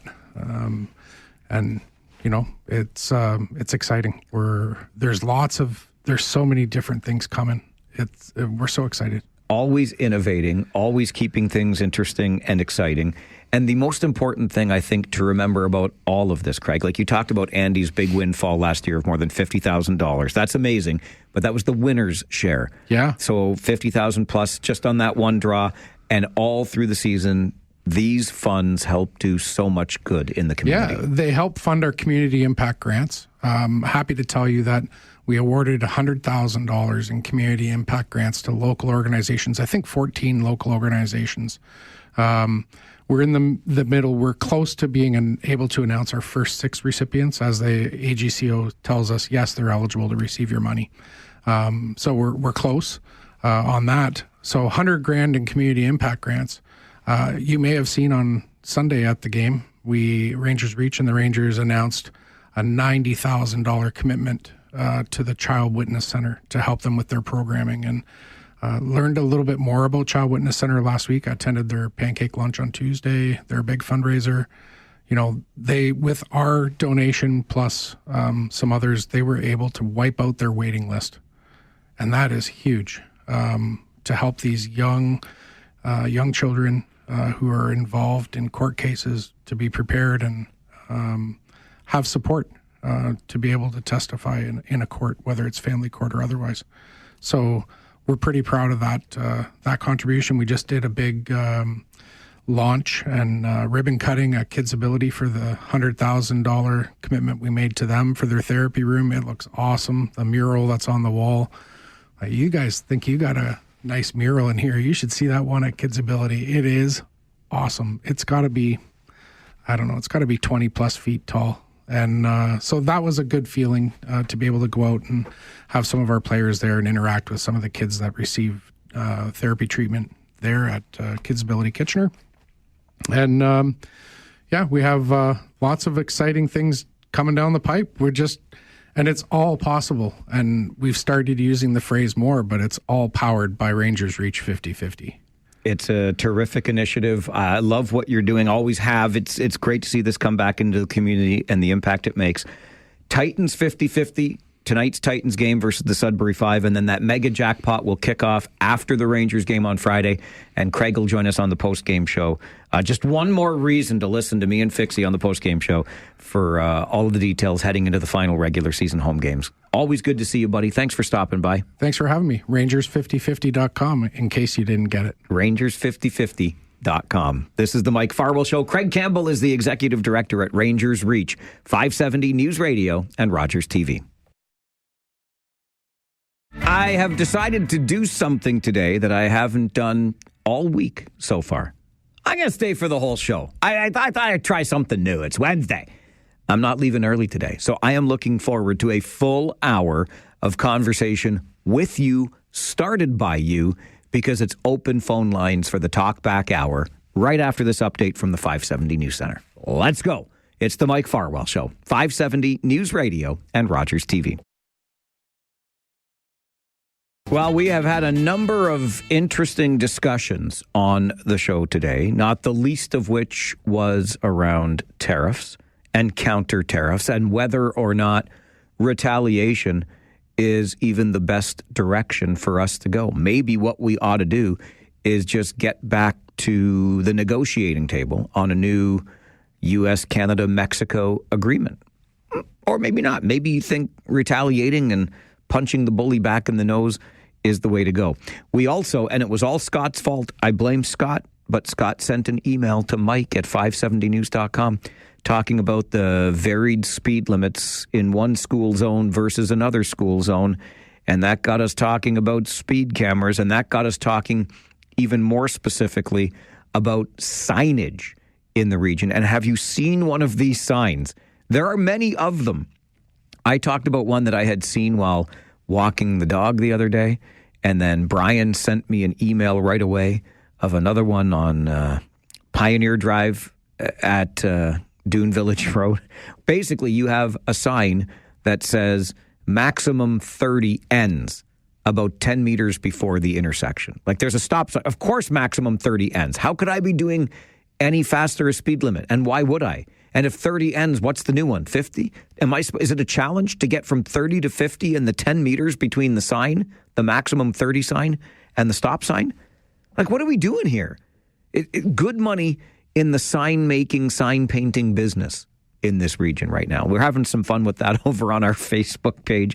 And if you can make sense of it, if you want to explain the signs so close to the corners that tell us what the speed is or was, I mean, I would love to know. It's like they just had a bunch of signs made and decided to stick them in different places. Like, it just defies all logic from where I sit. Couple of the ideas that have already been expressed on the show today. 519-570-2545, star 570, and 1-800-570-5715. Let's get to the phone, start the Talkback Hour with Tom. Good afternoon, Tom. Good afternoon, Mike. Mike, I got an idea to raise some money, but I don't know. What I'm missing is a Tesla. If someone's got a Tesla out there, it's an old one, we can sell tickets to have it demolished like they did with the Russian Skoda back in the day. What do you think? That's an interesting idea. Can we raise the money for Farwell for hire? Because I just started the campaign, or I'm getting ready to start the campaign. I need ideas. Okay. Absolutely. Now, on top of that, if anybody's got any Kevin O'Leary wines, we could have baseballs thrown at the bottles of wine. What do you think? All right. What about Wayne Gretzky wine? Hey, if you can get that too, that's great. Like, I'm trying to figure a way that we can really show Mr. Trump how we really don't like him. And I thought we could use this to raise money. All right, Tom. I hear where you're coming from. I like the creative ideas. I still like the Gretzky wine, just for the record. I didn't know Kevin O'Leary made wine. I'm more of a beer drinker, as you know. But sure. And it's funny. Also, while walking Rosie the pandemic pup the other day, I went past houses side by each, both with Teslas parked in the driveway. And I did wonder. I read a column in the paper in the last week or so, written by a Tesla owner who now wonders, what am I supposed to do with my Tesla? I mean, it's whatever. Anyway, I get it. We all got all kinds of fields, don't we? So sure, let's have a Tesla smashing party for charity, says Tom. Chris, good afternoon. Hey there.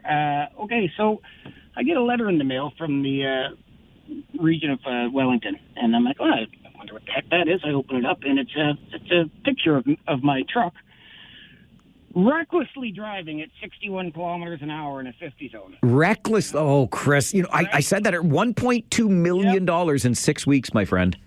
A menace. I mean, I am. You are a menace. Why are you even? Why am I even talking to you? Right. I know. You know, and so I'm looking at him like, seriously, like I speeding at 51, or 61 and a fifth. I'm like, really? So, but don't worry. Listen, okay, fine.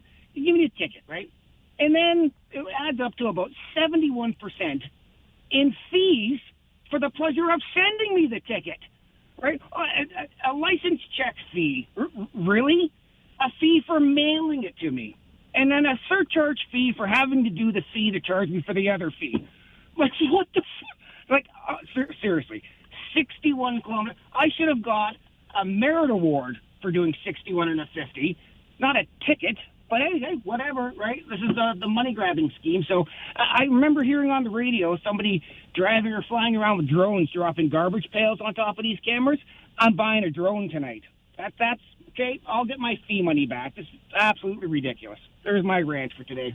Thank you, Chris. That's a very good rant. And you also self-edited extremely well, as I was trying to be cautious with self-editing. It's not an easy word to say. Anyway, well done by you. And I won't tell you why I support the drone, but I support the drone. Go ahead and do that. Treat it just like that camera on Snyder's Road in Baden. No, don't. Am I actually endorsing this? Yes, I am. Sharon, good afternoon. Good afternoon. How are you, Mike? I'm excellent. Thank you. How are you? I'm great. Good. I'm just calling in to comment on the land grab out in Wilmot. Yeah. So one lady called in and said, why don't we all get together and go to Toyota? The whole problem is nobody knows what's going on. This has been going on for over a year, and none of the elected delegates will answer any questions. We have gone to several Wilmot meetings. We've gone to Waterloo Region meetings. They've even drove tractors in to get the attention. And every time a delegate speaks, at the end, all they say is non-disclosure. We can't discuss it. We can't answer any questions. What about, Sharon, sorry to interrupt, but I mean, it's been made pretty clear from where I'm sitting that this is the province driving the bus. Why not Mike Harris Jr.'s office? Okay, we went there, and there was a note on the door. He found out we were coming. There was a note on the door that him and all his staff were unavailable for the day. So we were under the impression it was for provincial as well. So we drove up to Leamington and spoke with Doug Ford.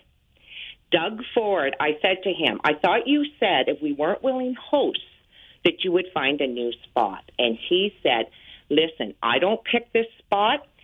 The region picks the spot. The region picked the spot. They came to us provincial, and we okay it. He said, he said, this has not been handled right from the beginning, and he doesn't know why all the secrecy. So if we've elected these people to represent us and help us, why for over a year, when they're walking in and trying to take generations of land farm from these families, there's St. Jacob's food out there, there's Mountain Oak cheese, it's prime farmland, which is feeding our region, and none of the elected delegates will answer any questions. We've been to several meetings, and every time they say we're under disclosure. Well, who are they under disclosure with? The province. Sharon, it's the province. Disclosure. No, he doesn't. He said he doesn't understand all the secrecy, and he said it's been handled wrong from the beginning. Yeah. So obviously we're back to the region, and I said to him, so are you talking Karen Redmond? He said yes. But every time we go to the meetings, Karen Redmond says before any of the delegates speak, we're under disclosure. Well, I'd like to know who they're under disclosure with. Be transparent with Sharon, I'm telling you, and I promise you this is the case. They are under a non-disclosure with the province. I promise. Okay, but they're under a non-disclosure with the province. Yes. But why did they pick that location? This location, the ramps can't handle the trucks. I mean, Kitchener's already getting water from out there. They'd have to widen all the roads. We're doing prime. There's a location near Drumbo, which is close to the 401, which would handle the truck. We wouldn't have to be spending millions and billions of dollars, of taxpayers' dollars. If you're going to ask the taxpayers to put this money out, at least, and you're coming in and taking their land, at least have a meeting and say, listen, this is what we want to do with the land. Yeah. Now they're saying Toyota. Well, we spoke to people from Toyota, and Toyota will not get involved with a negative publicity. So apparently Toyota is not going to go there. All right, Sharon, I'm so sorry. I'm way late for a break now, and I appreciate your passion. And I'm going to say this, since I'm in the mood for endorsing things today, apparently, I endorse Chris's drone so they can drop. I'm just endorsing the drone. I'm endorsing go talk to Mike Harris Jr. That's where you got to be, because that's where this begins and ends, with the province. This is the Mike Farwell Show, 12 o'clock Talkback Hour, 570 News Radio and Rogers TV. The Talkback Hour is your chance to do just that, talk back, so we can hear your thoughts on issues we've discussed on the show today or something else that might be on your mind. Let's go back to the phones. John, good afternoon. Good afternoon. It's Hespler Johnny here, Michael. Hespler Johnny, my boy. How are you? Good. This is an easy endorsement for you. Just a heads up, the KW Accessibility Golf Tournament, June 23rd. Already in my calendar, pal. Our good friend Edward. I'm just going to warn everybody that the group I've got this year, that trophy's going to look good on my mantle. It is going to look good. I've got myself, the one-legged wonder, the hippie McDonald, the greatest beer league hockey player to come out of Cambridge, Pat Gennard, and a ringer, the recently retired Freedom 55er, Dave Bumpy Dugan. So come on out, everybody. It's a great cause. Them's fighting words, Johnny. We'll see. Know it, brother. We'll see you there, brother. Okay. Good to hear from you. I do have it in my calendar already. I'm not kidding. Galt Country Club, June 23rd. The golf tournament in support of KW Accessibility. They did something real cool last year, too, with a helicopter drop of golf balls, and the closest to the pin won a prize. It was incredibly cool. Great visual. All worked out swimmingly. I think they're doing it again. Anyway, if you're looking, feel the weather. Don't look at it. Feel it. Feel the weather. It's almost golf season. I know this because I work with Paul Fixter. It's always golf season for that guy. He's either playing golf or talking about playing golf. And I know how excited he's getting right now. I'm sure you are too. So why not add June the 23rd to your golf calendar this year, okay? It's a Monday, and you're doing it in support of a great organization in our community, KW Accessibility. Even though Hespler Johnny is already calling his shot, I think he can take him. But there's only one way to find out, and that's by joining us on June 23rd at the golf tournament for KW Accessibility. Bob, you're on the Talkback Hour. Good afternoon. Hi, Mike. Oh, Bob, you're getting your money's worth today, aren't you? Yeah, I am, yeah. It's your third call. What does Liberal Bob have on his liberal mind now? Well, it's nothing really about politics. What? Yeah, I know. I'm going to give you a bit of a break. Oh, thank goodness. Okay, there's two things. I seen a guy on the news on Monday night, I think it was. He went to Buffalo over the weekend. He did some shopping. He spent over his limit, so he had to pay the tax out. And I guess because he went over the limit, he also got nailed with a tariff. And it sounded like he was whining. I thought, buddy, you just gave the people that work in your area the finger. Instead of going across the board, I got nothing against the people in Buffalo. But right now, shop here. And I have a little bit of a personal, not really a personal question, but do you know why on Rogers TV, Mike, when they show the games that are going to be played tonight, say it was the Leafs and somebody, the game starts at 7 o'clock and they tell you the score is 0-0. What else would it be? It's a good one, Bob. You're on fire today. Bob had one earlier that I thought was quite humorous. I'm almost remembering it now. I'll wait till it comes back to me. The 0-0 before the game starts is almost as good as the in-game basketball scores. You know, like it's 26-18 in the second quarter. I mean, come on with your coming on. Anyway, to Bob's original point, all I'm going to say is this. I have little sympathy for you if you're going across the border to shop anyway, because with the dollar the way that it is, my parsimonious self, and parsimonious is my $10 word for cheap, I can't fathom what value you must have more money than you need if you're taking our 68-cent dollar across the border to do some shopping. But that's just me. And this is my show, The Mike Farwell Show, 570 News Radio and Rogers TV. Bob's call a moment ago got me thinking about border cities, because Bob was talking about doing some cross-border shopping. And I don't know if you heard what Mike Bradley, the mayor of the border city of Sarnia, had to say about the ongoing dispute with U.S. President Donald Trump and the on-again, off-again tariffs. But it was pretty entertaining stuff, at least from where I was sitting when I heard this from Sarnia Mayor Mike Bradley. Well, it's like being on a merry-go-round in an insane asylum.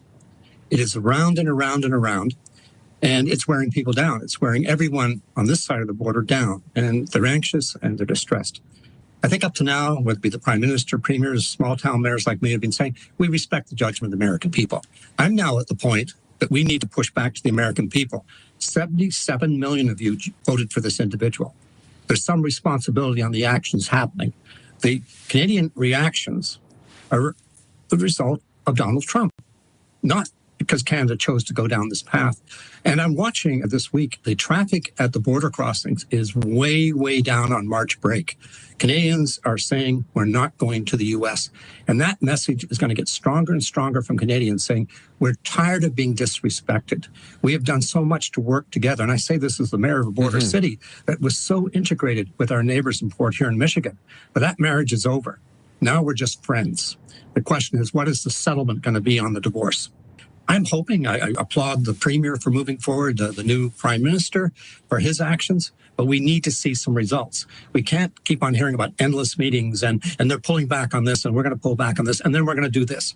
We need to bring this to a resolution because we cannot have 4 years of this economic terrorism directed at Canada from the U.S. It's like being on a merry-go-round in an insane asylum. That's what Mike Bradley, the mayor of Sarnia, has to say about the on-again, off-again tariffs, or the on-again, doubled again, then halved back to their original state again tariffs. It's just, it really is dizzying.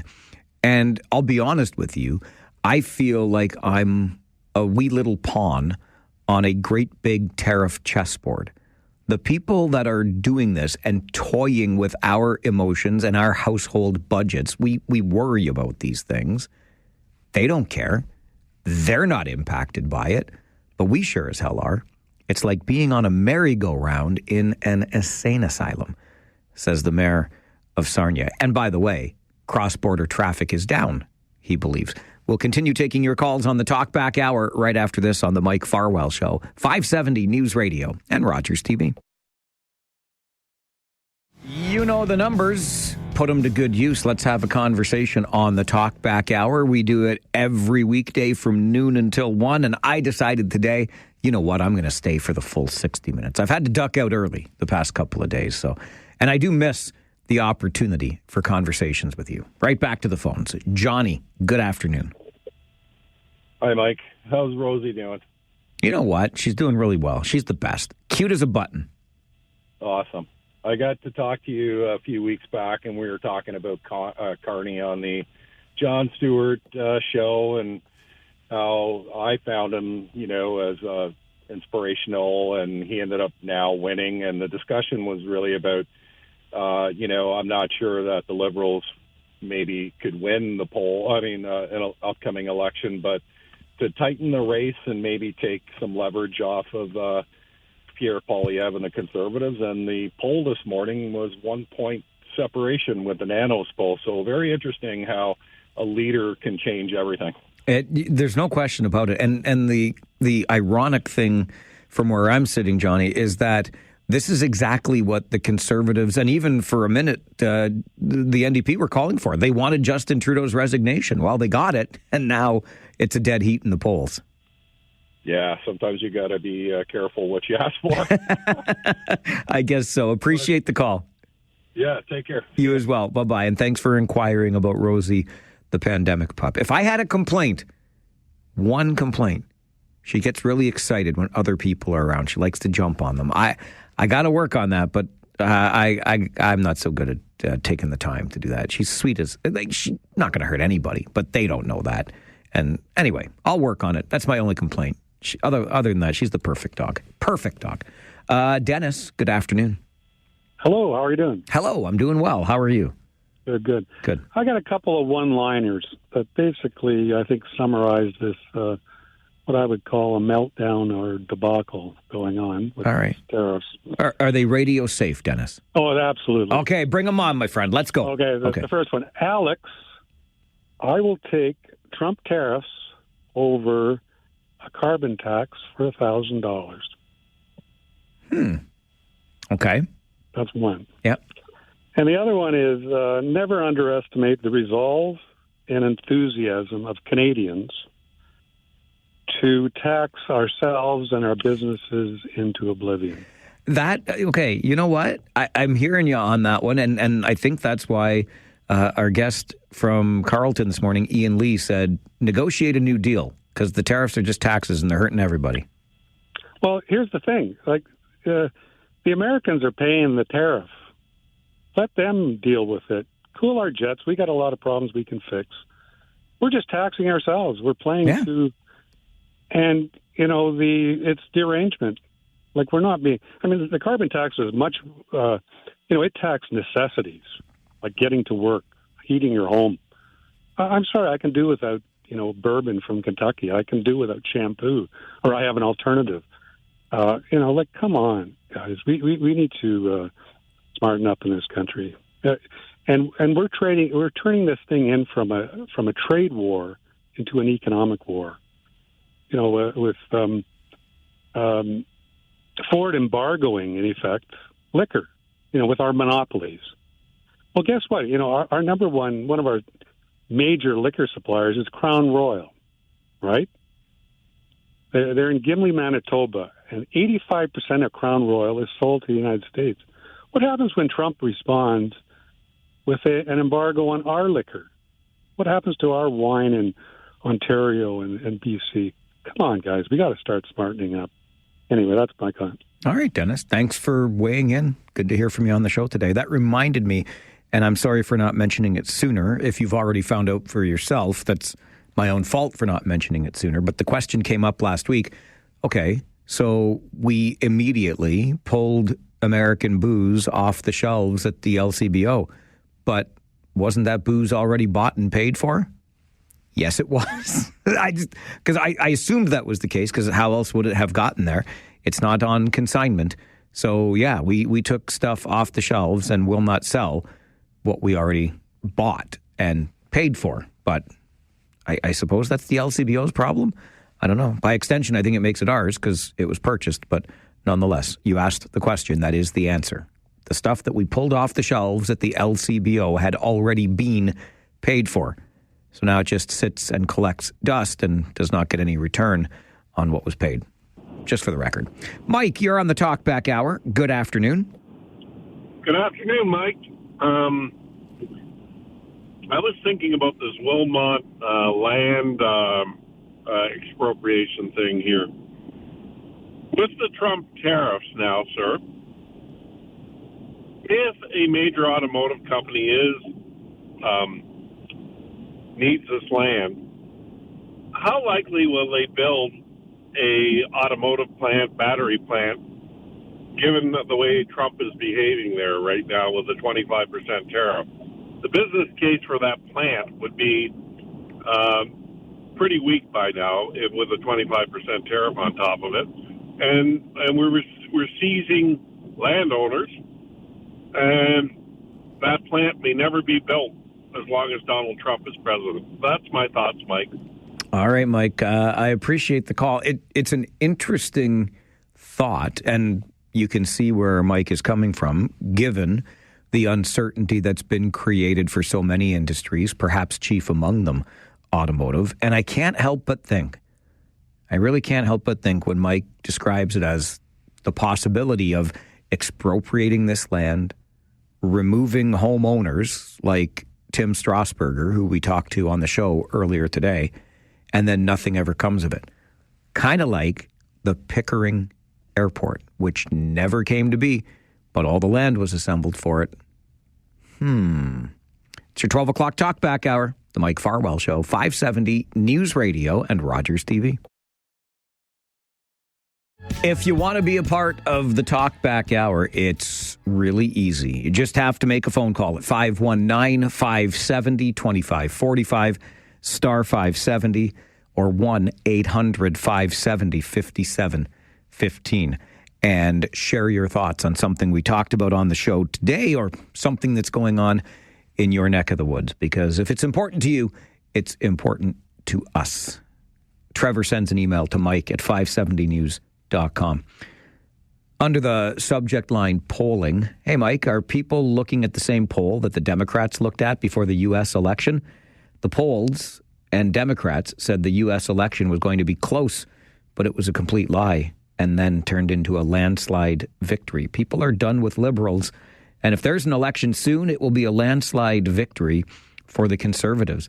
It might be, Trevor. It might be, because you're right about polling. And polling has gotten, I don't want to be too unkind to the pollsters here, because I ain't one.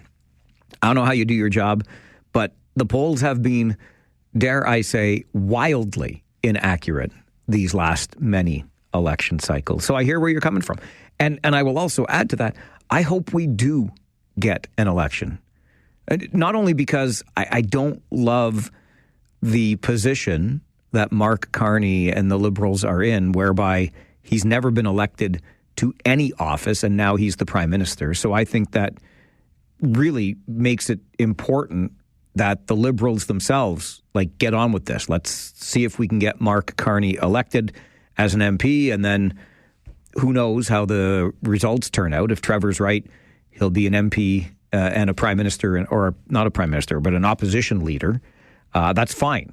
But let's get to the election, because I don't like this kind of state of flux we're in. And yeah, maybe, just maybe, the polls are dead wrong in all of this. And then Craig's email to Mike at 570news.com under the subject line, maple washing. What is meant by true Canadian media? Is that an attribute claimed by Rogers Radio in an advertisement aimed to draw people to advertise on Rogers Radio rather than advertise with broadcasters who are not true Canadian media? I don't think so, Craig, but I don't write the commercials. I don't know. By the way, in the same commercial, it states that Ted Rogers started a Canadian network of radio stations, beginning with his one Toronto station in 1960. He did have 2 stations in Toronto back in 1960. So there you go. That's how it all began for good old Uncle Ted, as I have always affectionately called him. Maple washing, though, indeed. Am I the only one that raises a Spockian eyebrow at the various labels that are promoting Canadian this, Canadian made that, made in Canada this, made in Canada that?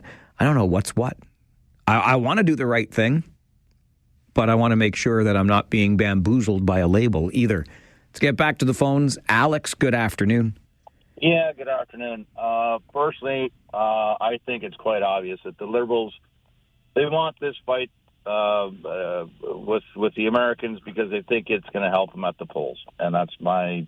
Well, the Liberals aren't the only ones that want to fight with the Americans. Like Doug Ford is a conservative premier, and he's definitely taking the fight right to the Americans. And why do you think that is? Well, it's not going very well for him, by the way. But no, because he's got aspirations to be the next leader of the Conservative Party. Maybe. Some have said that, yeah. 100%. You think 100%? I don't know about 100%, but okay. Yeah, and here's the thing. Yeah. You know, it's like a party over country. You know, the old saying, you burn your country to the ground to rule over the ashes. These are the things that are coming to my mind right now. The American country is not the same as it was. It's different. The people are behind their politics, the Trump administration at the moment. And so we, as a tiny little country that we are, we don't have much leg to stand on. We just have to do the best that we can with what we've got. That's what we should have been doing. So what do you think that is? Is that just like capitulating and letting Donald Trump and the United States roll over us? Well, they wanted 2 things originally, right?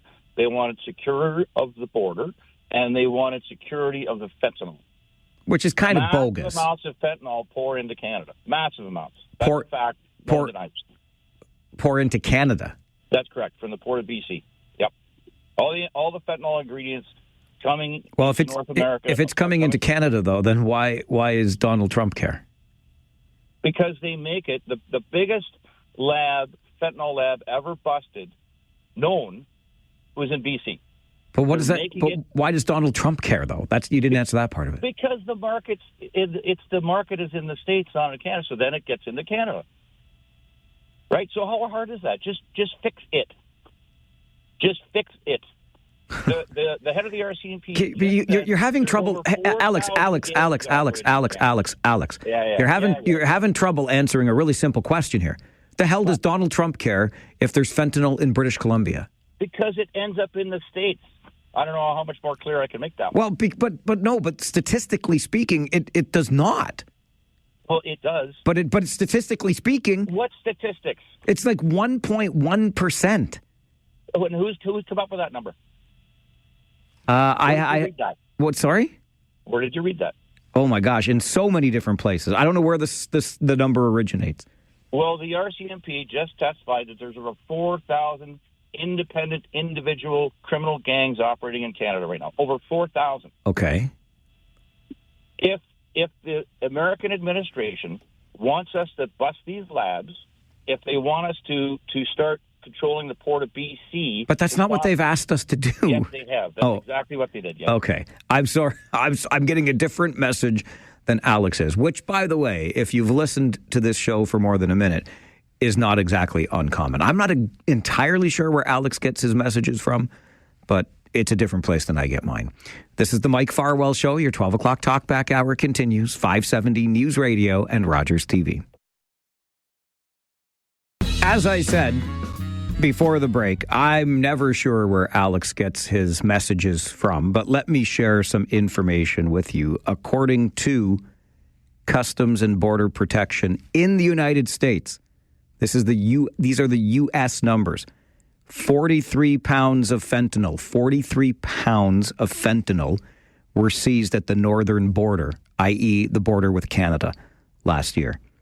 21,000 pounds were seized at the southern border, i.e. the border with Mexico. So, as my good friend St. Catherine's beer guy would say, do the math. 21,000 pounds at the southern border, 43 pounds at the northern border. The largest drug lab in history busted in Canada. Yes, it was the largest in Canada, in British Columbia. Alex had that much right, but he led us to believe it was the largest ever in the world. It was 54 kilograms of fentanyl, which is not insignificant. That's about more than 20 pounds of fentanyl. Oh, but wait. Late last year, Canada, or Border Services in the United States, U.S. Customs and Border Protection, found 1,000 pounds of fentanyl. 1,000 pounds. 4 million blue fentanyl pills, which was the largest single fentanyl seizure in U.S. Customs and Border Protection history. So 54 kilograms in Canada, largest in Canada, not the largest in the world. 4 million pills, 1,000 pounds in the United States in one bust. And those 4,000 gangs that Alex mentioned, well, right from the RCMP, because he cited RCMP numbers, right from the RCMP website, this very day, there are more than 2,000 organized crime groups in Canada. You doubled your numbers there, Alex, but that's okay. Wherever you get your messages, keep getting them, but try not to spread that misinformation that you're getting onto this show, please. Mary, I've only got about a minute left now. Good afternoon. I know you do. Okay. Oh, my mind's going crazy. Mine too. And I shouldn't let it. But so I was along with Paul's call this morning, if you remember. No, help me remember now. What was Paul's call about? It was about Trump has said that he needs nothing from Canada. Absolutely nothing. They don't need our aluminum. They don't need our oil. They don't need electricity. They don't need. Why did he get his tail in a knot when Ford was going to put 25% on the electricity? That's a great question. If he doesn't need it, why does he get all twisted when we take it away? I think because he would like to renegotiate the U.S., Canada, Mexico agreement. And that's all the time we have on the show today. I'm sorry to leave the rest of you hanging, but hey, Talk Back with Rob Snow, Now You Know, is coming up right after this update from the 570 News Center. Jen Tan is our gal on the other side of the glass. My name is Mike Farwell. Bye for now.